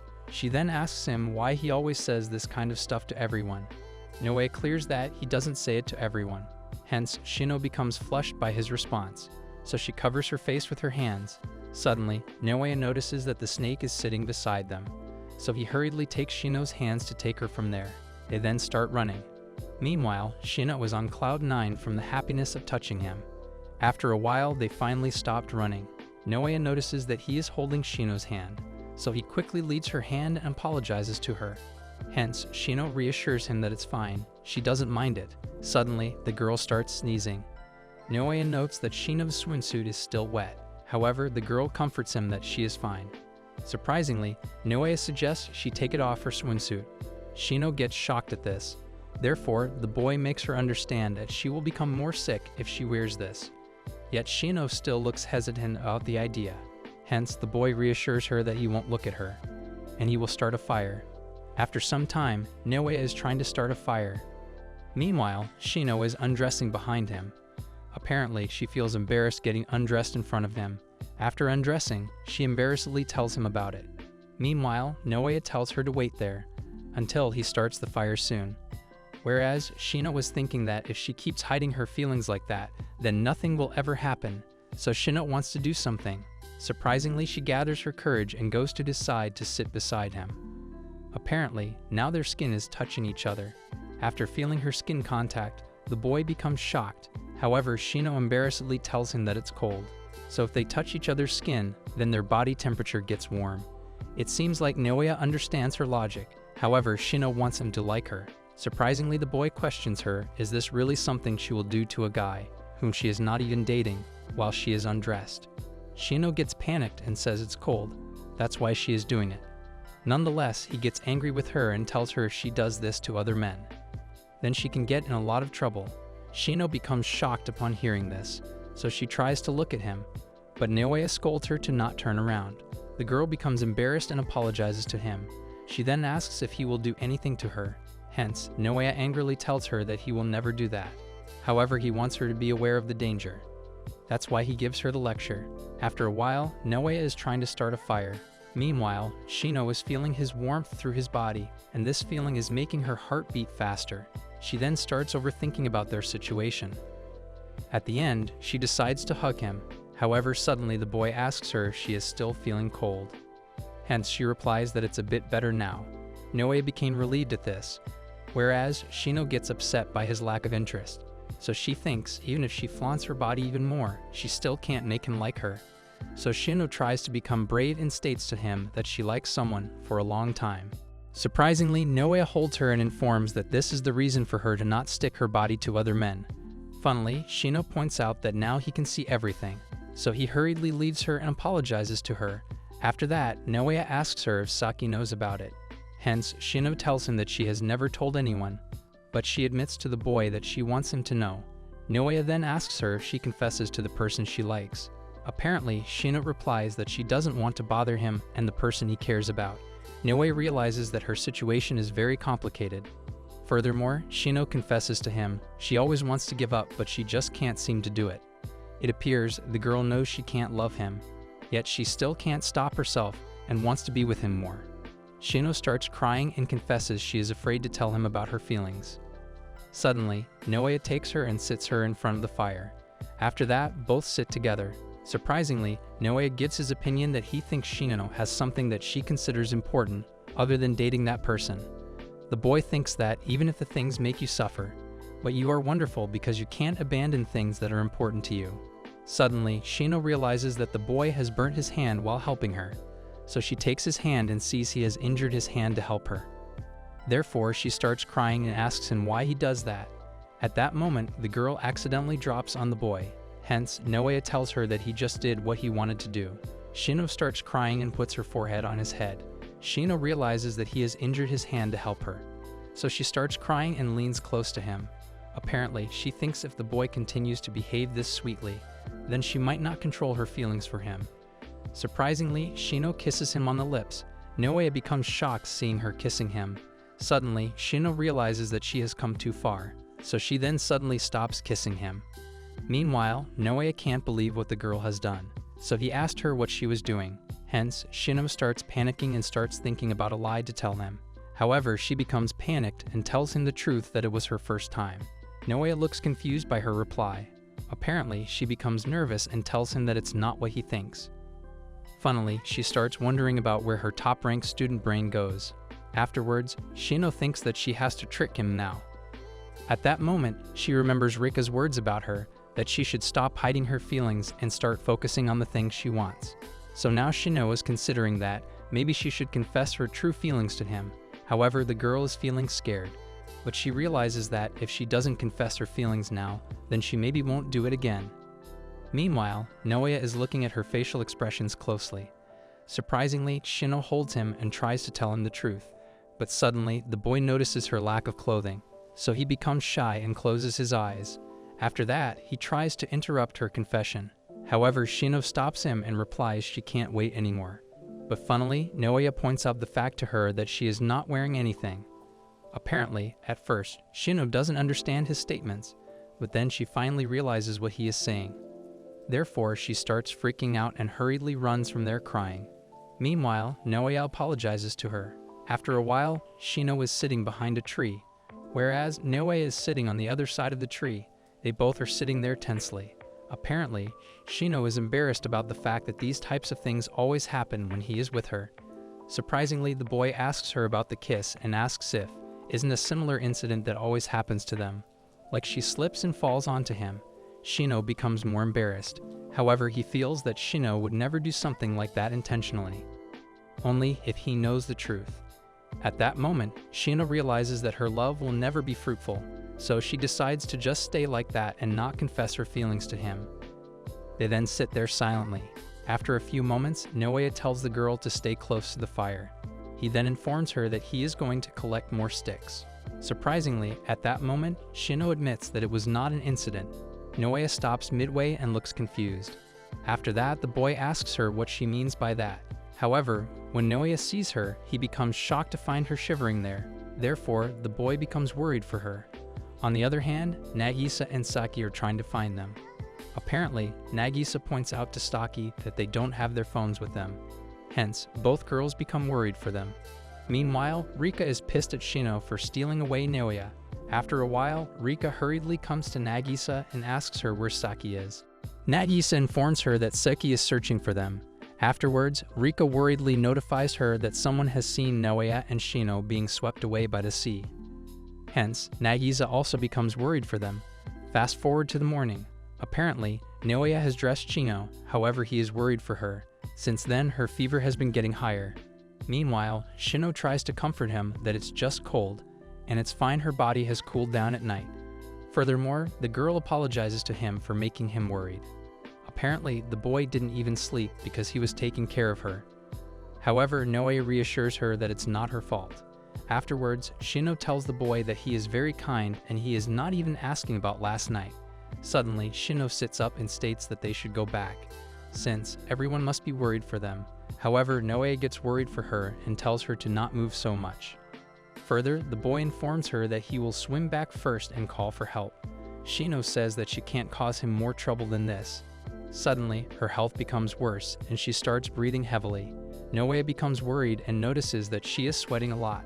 The boy seems very worried for her. However, after noticing her symptoms, he realizes that she is maybe having a heat stroke. Hence, he realizes that the girl hasn't drank any water since last night. On the other hand, Shino is feeling nauseous. It seems she got a cold, because she had jumped into the ocean, and on top of that, she is having a heat stroke too. In simple words, her situation is worse right now. Even in this situation, the girl is worried that she is troubling Naoya. Surprisingly, Naoya picks her up and starts running. He then starts swimming in the water while holding her. Shino asks her what he is doing. Seems like she has lost her senses in the sickness. Anyways, Naoya informs her that he will cross the sea while carrying her. Hence, the girl tries to make him understand that it's dangerous, since the distance is too far. However, Naoya ignores the girl's comments and tells her that she is having a heat stroke, so she needs to go to the hospital as soon as possible. Why does he have to be this sweet man? Furthermore, Naoya informs her he doesn't have the leisure of leaving her behind to call for help, and he confesses that he wants to save her. Shino becomes stunned by her reply. Hence, the boy tells her to not get worried about him. Seeing him worried for her like that, Shino promises to work hard so she can be more honest with him. Even now, she wants to be with him more. After some time, Naoya finally reaches the island. They both look exhausted from all the swinging. Shino noticed that she had passed out halfway through the swimming. She then looks at the boy worriedly. However, he asks her if she is fine. Shino becomes happy that even though he is feeling exhausted, yet he is still worried for her. After that, Naoya informs her that now they should go back to everyone. Surprisingly, Shino tells him that beforehand she wants to explain last night's incident. Seems like even fate doesn't want her to tell the truth, since at that moment Saki calls their name. They then notice that she is coming their way while she is crying. Hence, Shino becomes shocked seeing her this worried. Saki then asks Naoya if he is okay. Naoya comforts her that he is fine, and he apologizes to her for making her worry. Apparently, Saki becomes so relieved that she even starts crying. Meanwhile, Shino is watching her all this time, and she seems shocked seeing her like that. Afterwards, Saki worriedly informs them that they have searched all night for them. Further, the girl tells them that she was worried for them, because she heard that they were swept away by the sea. Suddenly, Saki takes Naoya in her arms and confesses her love that she can't imagine what she would do if something had happened to him. Seeing her like this, Shino realizes that she was wrong when she thinks that Saki doesn't love the boy. Meanwhile, Saki is telling the boy to never disappear like that again. Surprisingly, at that moment, Saki kisses Naoya. Shino is witnessing all this and notices that even now Saki is crying while kissing him. Hence, Shino realizes that she is an idiot for not realizing Saki's love for the boy. After some time, they are in the villa. Apparently, Naoya is apologizing to Saki, and he tells her that he will do anything to make up for this. Funnily, Saki is pushing him away and says she is happy that he is safe, but he doesn't seem to be in the mood to leave her alone. On the other hand, Nagisa is happy that both are fine and safe, whereas Shino is watching them from the bed. Afterwards, Saki whispers to Naoya that they have ended up having their kiss, so all is well for her. It seems like Rika has listened to her half-whispering. Therefore, she asks her what she was talking about. They both look hesitant to tell her the truth. At that end, they ended up blushing and they looked away from each other. Rika becomes angry with their reaction, so she asks them why they are acting weird. Funnily, Saki tries to irritate her by not telling her and further teasing her by giving her hints. Meanwhile, Naoya is blushing there. Finally, Rika realizes and she angrily asks them if they have kissed each other. Hence, he becomes shy and she takes her time to tell her. At that end, she teasingly asks her, what does it look like to her? Rika finally blasts like a volcano and she becomes annoyed. She realizes that they have definitely kissed. Suddenly, Nagisa comes to them and happily congratulates them. Funnily, Naoya is feeling shy like it's his first kiss. On the other hand, Rika is shooting daggers at them with her eyes. After that, Rika goes to Shino and reminds her that she told her to stop them. However, Shino thinks about it and then apologizes for that. Rika becomes confused by her lack of response. At that moment, Naoya looks at them. Meanwhile, Nagisa is asking Saki, what's it like to kiss him? Funnily, Saki replies that it was salty. That's the lamest thing she has ever said. Rika becomes angry with them, so she pushes Nagisa, Naoya, and Saki out of the room and tells them to go flirt somewhere else. Saki realizes that Rika is upset because she kissed Naoya. Funnily, she ignores her and goes away from there. Meanwhile, Rika asks Shino what happened there. Apparently, the girl reminds her that she has said she was going to reveal her secret if she didn't stop them from kissing. Shino becomes worried. However, Rika asks her when she was alone with Naoya, does something happen between the two? Seemingly, Shino informs her that nothing happened, because she, as usual, did her clumsiness, and he saw her chest again. Funnily, Rika taunts her that it's amazing how she has included this in her nothing happened category. Furthermore, she gives her more shock by telling her that they have held hands then. It seems like today Shino is planning to give her a heart attack. Apparently, she informs her they sat facing away from each other, undressed next to a bonfire. Furthermore, she happily tells her that she has kissed him. Rika becomes very pissed, and she angrily tells her to stop messing with her. Apparently, Rika earlier gets worried for Shino. However, now she wants to punch her badly. Rika then asks her if she has gone all the way with him. Hearing this, Shino becomes shocked, and she hurriedly says she didn't go that far. Rika becomes relaxed, yet she asks her if she confesses her love to him. Shino becomes sad at this. On the other hand, Nagisa, Naoya, and Saki are in the living room. Apparently, Saki is hungry. So she asks Nagisa if she wants to go get something to eat. Nagisa looks happy with her suggestion. Furthermore, Saki states that she wants to eat something Okinawan, like Okinawa soba or taco rice. Food is the ultimate solution for every problem. Afterwards, Nagisa suggests they should take Shino also. Therefore, they plan to ask her if she is fine to go or not. They all then go to ask her about it. Meanwhile, Rika tells her to answer her about whether she confesses to him or not. Hence, Shino sadly replies that she was going to tell her the truth. However, her sickness then gets worsened, and Naoya has to carry her back here. Apparently, when she saw Saki's crying face while running to him, it kinda surprised her a bit, so she ended up never saying anything. Actually, Shino thought Saki wasn't that serious about Naoya, but now she realizes she was wrong, and it's enough for Shino. However, Rika doesn't seem to understand her reasoning. If their life was a movie, the title would be The Incredibly Dramatic. Anyways, Naoya, Saki, and Nagisa come into the room. Saki then calls Shino. Hence, Shino tells them that they have come at good timing since she wants them to hear it too. They all look at her carefully. Surprisingly, Shino announces that she is going to quit her current school and transfer to another school. They all become shocked upon hearing her statement. Hence, Saki asks her if she is really going to transfer her school. Naoya and Nagisa become confused seeing Saki so calm about this. Therefore, Nagisa questions her, how can she stay so calm? At that moment, Shino informs Saki that she is serious about this. Saki gets stunned seeing that she is serious about this, so she asks her why. Apparently, Shino sadly states that she has figured she shouldn't be around her anymore. Saki can't seem to understand her reasons. That's why Shino explains that if she catches her stupidity, then she has to start worrying about her future. Funnily, Saki comments that Shino has caught plenty of it already. Shino looks done with her. However, Shino replies she doesn't want to catch more of it then. Meanwhile, Nagisa looks stunned about the fact that Saki doesn't deny that she is stupid. Afterwards, Saki asks her why she is doing this all of a sudden. Does something happen with her? At that moment, everyone gets close to her. Apparently, Shino reveals that she just has a lot to think about. Saki looks worried about her.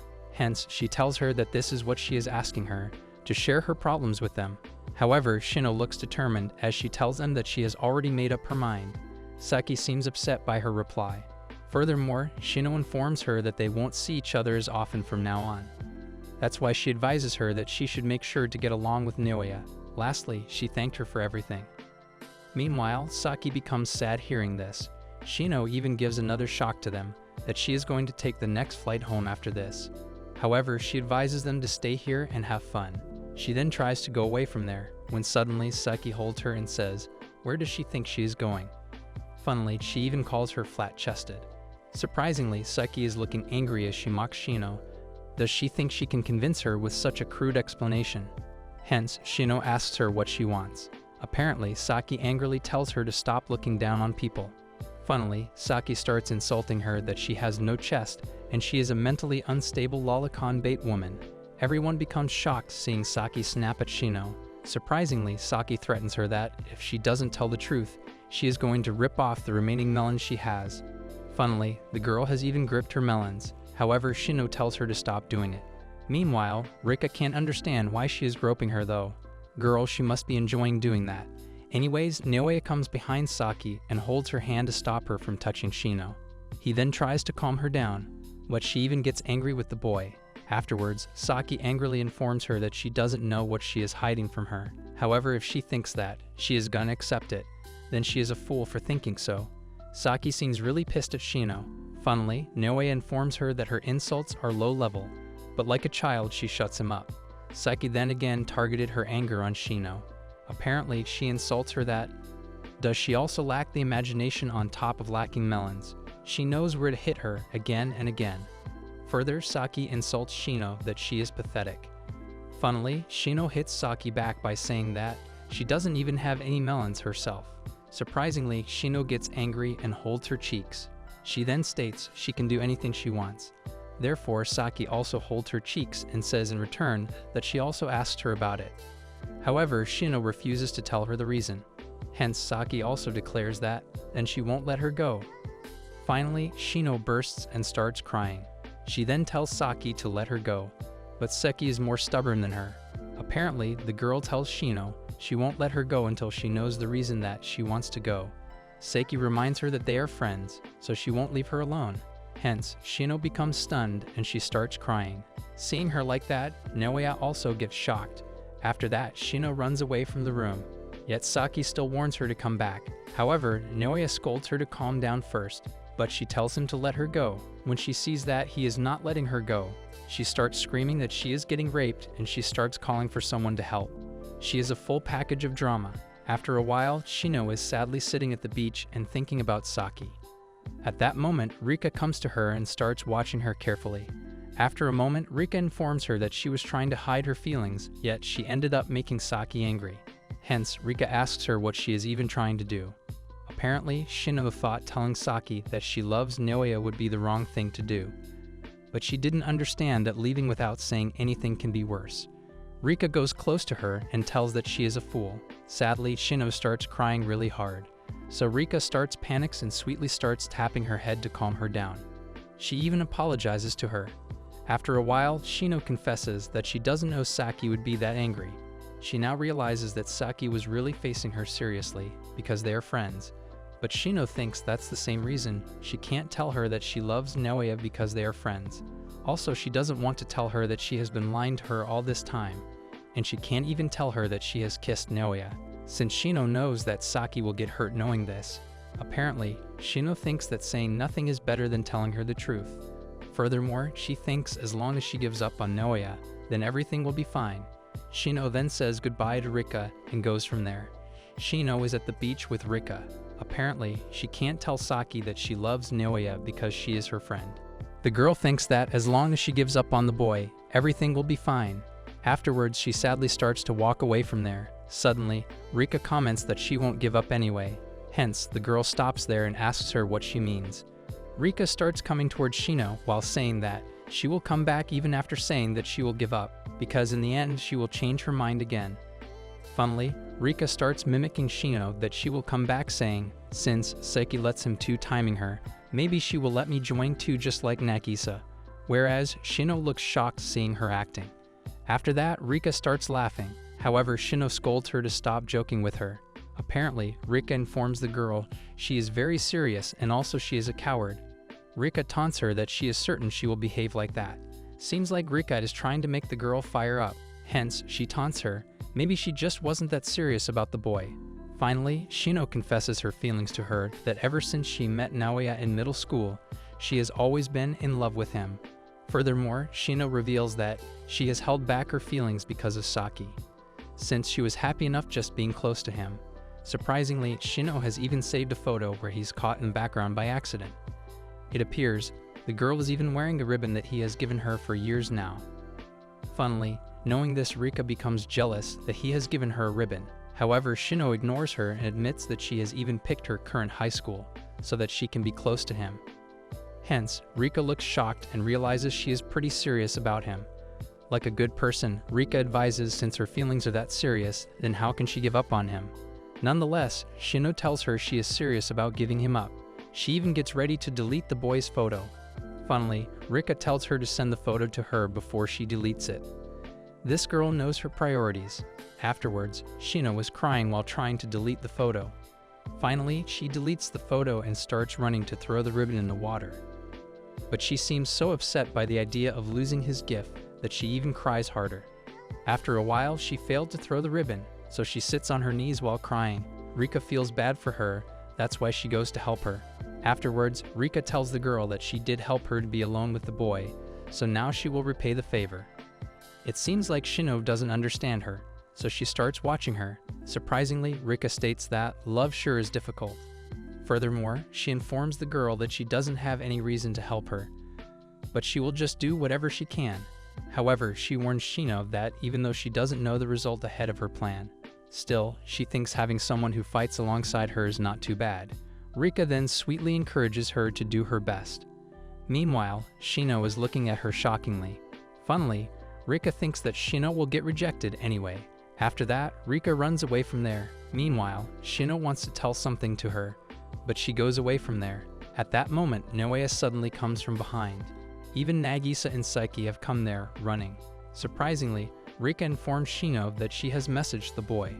Funnily, Rika thinks that her popularity will rise now, since she is a really good girl. After a while, Naoya says to Shino that he was looking for her. Shino tries to look at him, but she starts crying. So she then tries to run away again, but this time the boy stops her midway and holds her arm. He then tells her to talk with them. However, Shino tells him to let her go. Surprisingly, the boy states that he thinks he could guess about the feelings she is trying to hide. Shino becomes shocked and stops struggling. Hence, Naoya informs her that he hasn't told Saki, because he doesn't want to tell Saki the girl's hidden feelings based on his guess. Shino becomes embarrassed and informs him that she doesn't want to say it. Seemingly, the girl confesses that she got carried away and made a huge mistake. Now she realizes that she never should have done that. Apparently, Naoya tells her he knows that she is holding back alone for Saki's sake, but she just has to tell her. Nagisa and Saki become shocked seeing his reaction. Further, the boy tries to make her understand that she should think about how Saki will feel if she just leaves without explaining anything. However, Shino states that's what she should be saying, because if she tells her, it will only end up hurting her. Hearing this, Saki becomes shocked. Apparently, the boy tells her he knows that he doesn't have the right to ask her to reveal her feelings, since it will cause problems. But he doesn't want things to stay like this. Furthermore, Naoya tries to make her understand if he were someone who only did something right, then he wouldn't have asked for two timing. After a while, Shino sadly asks him why he is doing this. Surprisingly, he reveals that when she was fighting with Saki, he realizes how much she means to Saki. So he doesn't want to see two friends who care a lot about each other breaking apart like this. Apparently, the boy tells her if she cares about each other that much, then he doesn't believe telling the truth would ruin everything. However, Shino still looks uncertain about it. Therefore, Naoya reassures her no matter what happens, he will definitely help her. Afterwards, the boy requests Shino to tell them about what she's always been hiding from Saki, and what she was about to say last night to him. I'm surprised that this foolish guy has finally figured out her feelings. Surprisingly, Naoya warns her that this will not end until she says it, because he doesn't let this end. Naoya then forces her to tell him why she is still keeping that ribbon. Hence, Shino is crying, and it is getting difficult for her to confess her feelings. After a few moments, Naoya leaves her hand. Shino then goes a few steps away from him. Meanwhile, Nagisa and Saki are watching them from afar. The atmosphere around them has become sad. The boy again tells her to tell the truth. However, Shino says she doesn't want to cause trouble for Saki and the boy. She then finally confesses that she has been hiding this feeling all these years. Apparently, she knew that she would never give up. Sadly, now Shino is sad that she couldn't even hide her feelings and made them worry. Everyone there is listening to her intensely. Meanwhile, Shino is crying while confessing her feelings. She tries to tell her feelings to Saki, but she can't appear to do that. The words don't seem to come out of her mouth. Seeing Shino broken like this, Saki suddenly says to Shino that she is a woman who let her boyfriend two-timed her with a punch. So, no matter what feelings Shino is hiding from her, at worst, she will just have to punch her too. Hence, she encourages Shino that it will be fine. Finally, Shino gathers her courage and faces her. The girl then confesses that she is in love with Naoya. This moment is calling for a celebration. Seki becomes stunned by her confession. Suddenly, Naoya sneezes at that moment and ruins their eye contact. Seems like Seki has finally digested Shino's confession. She starts firing them with questions. That is if Shino really is in love with Naoya, and does Naoya have just rejected her? Funnily, Seki holds the poor boy from his shirt and gets angry with him for rejecting her precious friend like that. This girl has officially won my heart. Anyways, Nagisa informs Saki that maybe she is confused. Further, she asks her that doesn't she notice it from the way things were going. Surprisingly, Saki becomes shy and confesses that she has thought Shino was about to confess to her. Nagisa looks stunned by her statement. Apparently, Saki says it's because Shino has always been so nice to her. Hence, Shino says it's not what she thinks. Funnily, she even calls her idiot. After a while, Saki states that Shino loves Naoya. Shino notices her serious expressions and her fist gets closed. So the girl prepares herself for a punch. But Saki did the unexpected thing. Apparently, she has hugged Shino and apologizes to her that she has never noticed. Afterwards, both girls start crying while hugging each other. Meanwhile, Naoya and Nagisa are watching them. Even Shino apologizes to Saki for not telling her. Funnily, Rika comments that Shino gets rejected 100 times faster than she has imagined. Fast forward to the next day, Naoya, Nagisa, and Saki are sitting together in the living room. They are looking tense. Meanwhile, Rika is using her phone. After some moments, Shino comes down and they all become anxious seeing her. Apparently, she has also taken her bag to go. She then apologizes to them for yesterday. However, Saki comforts her that she doesn't have to worry about that. After that, Saki states she also wants to say something. It appears she is trying to figure out a way to tell her. Seeing her hesitation, Shino scolds her that she doesn't have to be considerate to her at all. At that moment, Rika teases her that she got rejected so thoroughly. However, Nagisa scolds her. But Rika tells her the girl gets rejected, so what's the big deal in it? Saki becomes angry with her and tells her to be kind to Shino. Surprisingly, Shino reassures her that it's fine and Rika is not wrong anyway, because funnily, her few years of unrequited love went bust in a flash. The atmosphere around them becomes awkward. However, only Rika thinks that this situation is funny. Afterwards, Shino announces that she will return home first. She then goes away from there. Meanwhile, Saki tells the boy to go cheer up Shino somehow. Does she think he is a joker? Surprisingly, he instantly agrees to do it.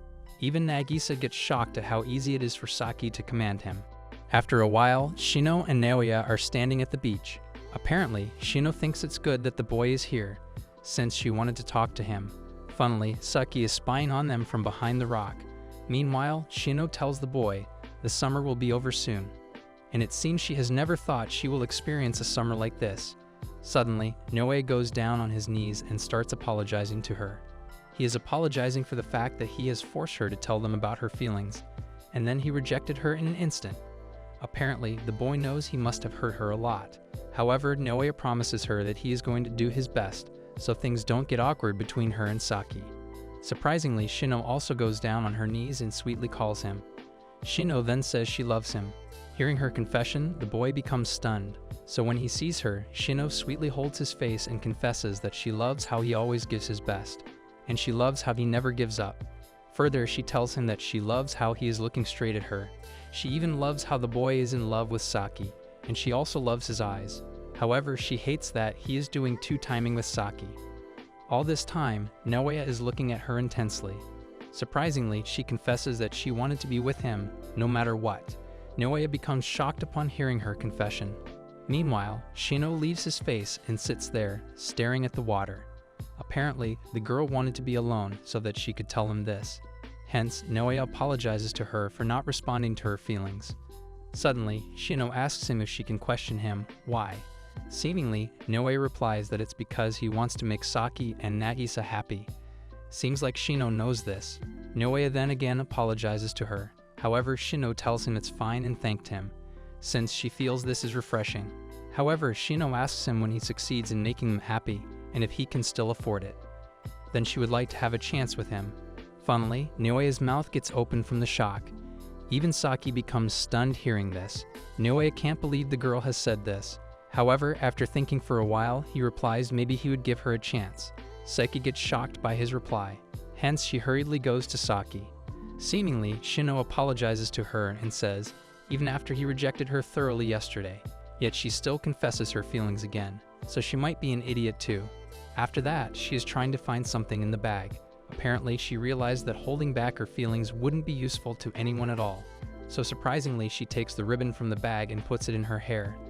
Suddenly, she shouts in the direction of the ocean that she also wants to become Naoya's girlfriend. Looks like Shino has frozen Saki with her words. Afterwards, Shino worriedly tells Saki if she is against it, then she will try to give up. Hence, Saki becomes panicked that all of these things are happening fast, so she is having difficulty thinking about how to say this. Apparently, Shino suggests Saki to give some thought to it. Until then, she won't give up. After that, Shino says goodbye and goes back to head home. Meanwhile, Saki can't seem to understand what just happened here. On the other hand, Rika was also spying on them, and funnily, even Nagisa was spying, and it seems like Shino has given them a great shock of their lives. After some time, Naoya, Nagisa, Saki, and Rika are on the plane to go to their house.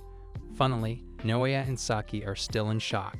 Meanwhile, Rika is hugging the boy from behind and acting like she is afraid of the plane. After a while, they are on the bus, where Rika is sleeping carefree and Naoya and Saki are still in the state of shock. They then finally reach their home. Suddenly, Saki asks them what they should do now. Nagisa points out to the girl that it took her long enough to ask this. Surprisingly, Saki starts panicking that not only did Shino love Naoya, but she won't give up and yet even asked him for 3 timing. Apparently, Saki thinks it's weird that Shino would be okay with a 3 timing relationship. Saki then starts panicking about the situation. However, Naoya tries to calm her down. Surprisingly, Shino opens the door and asks them what they are doing at the door. After that, she informs the boy that she has made a sweet dish for him.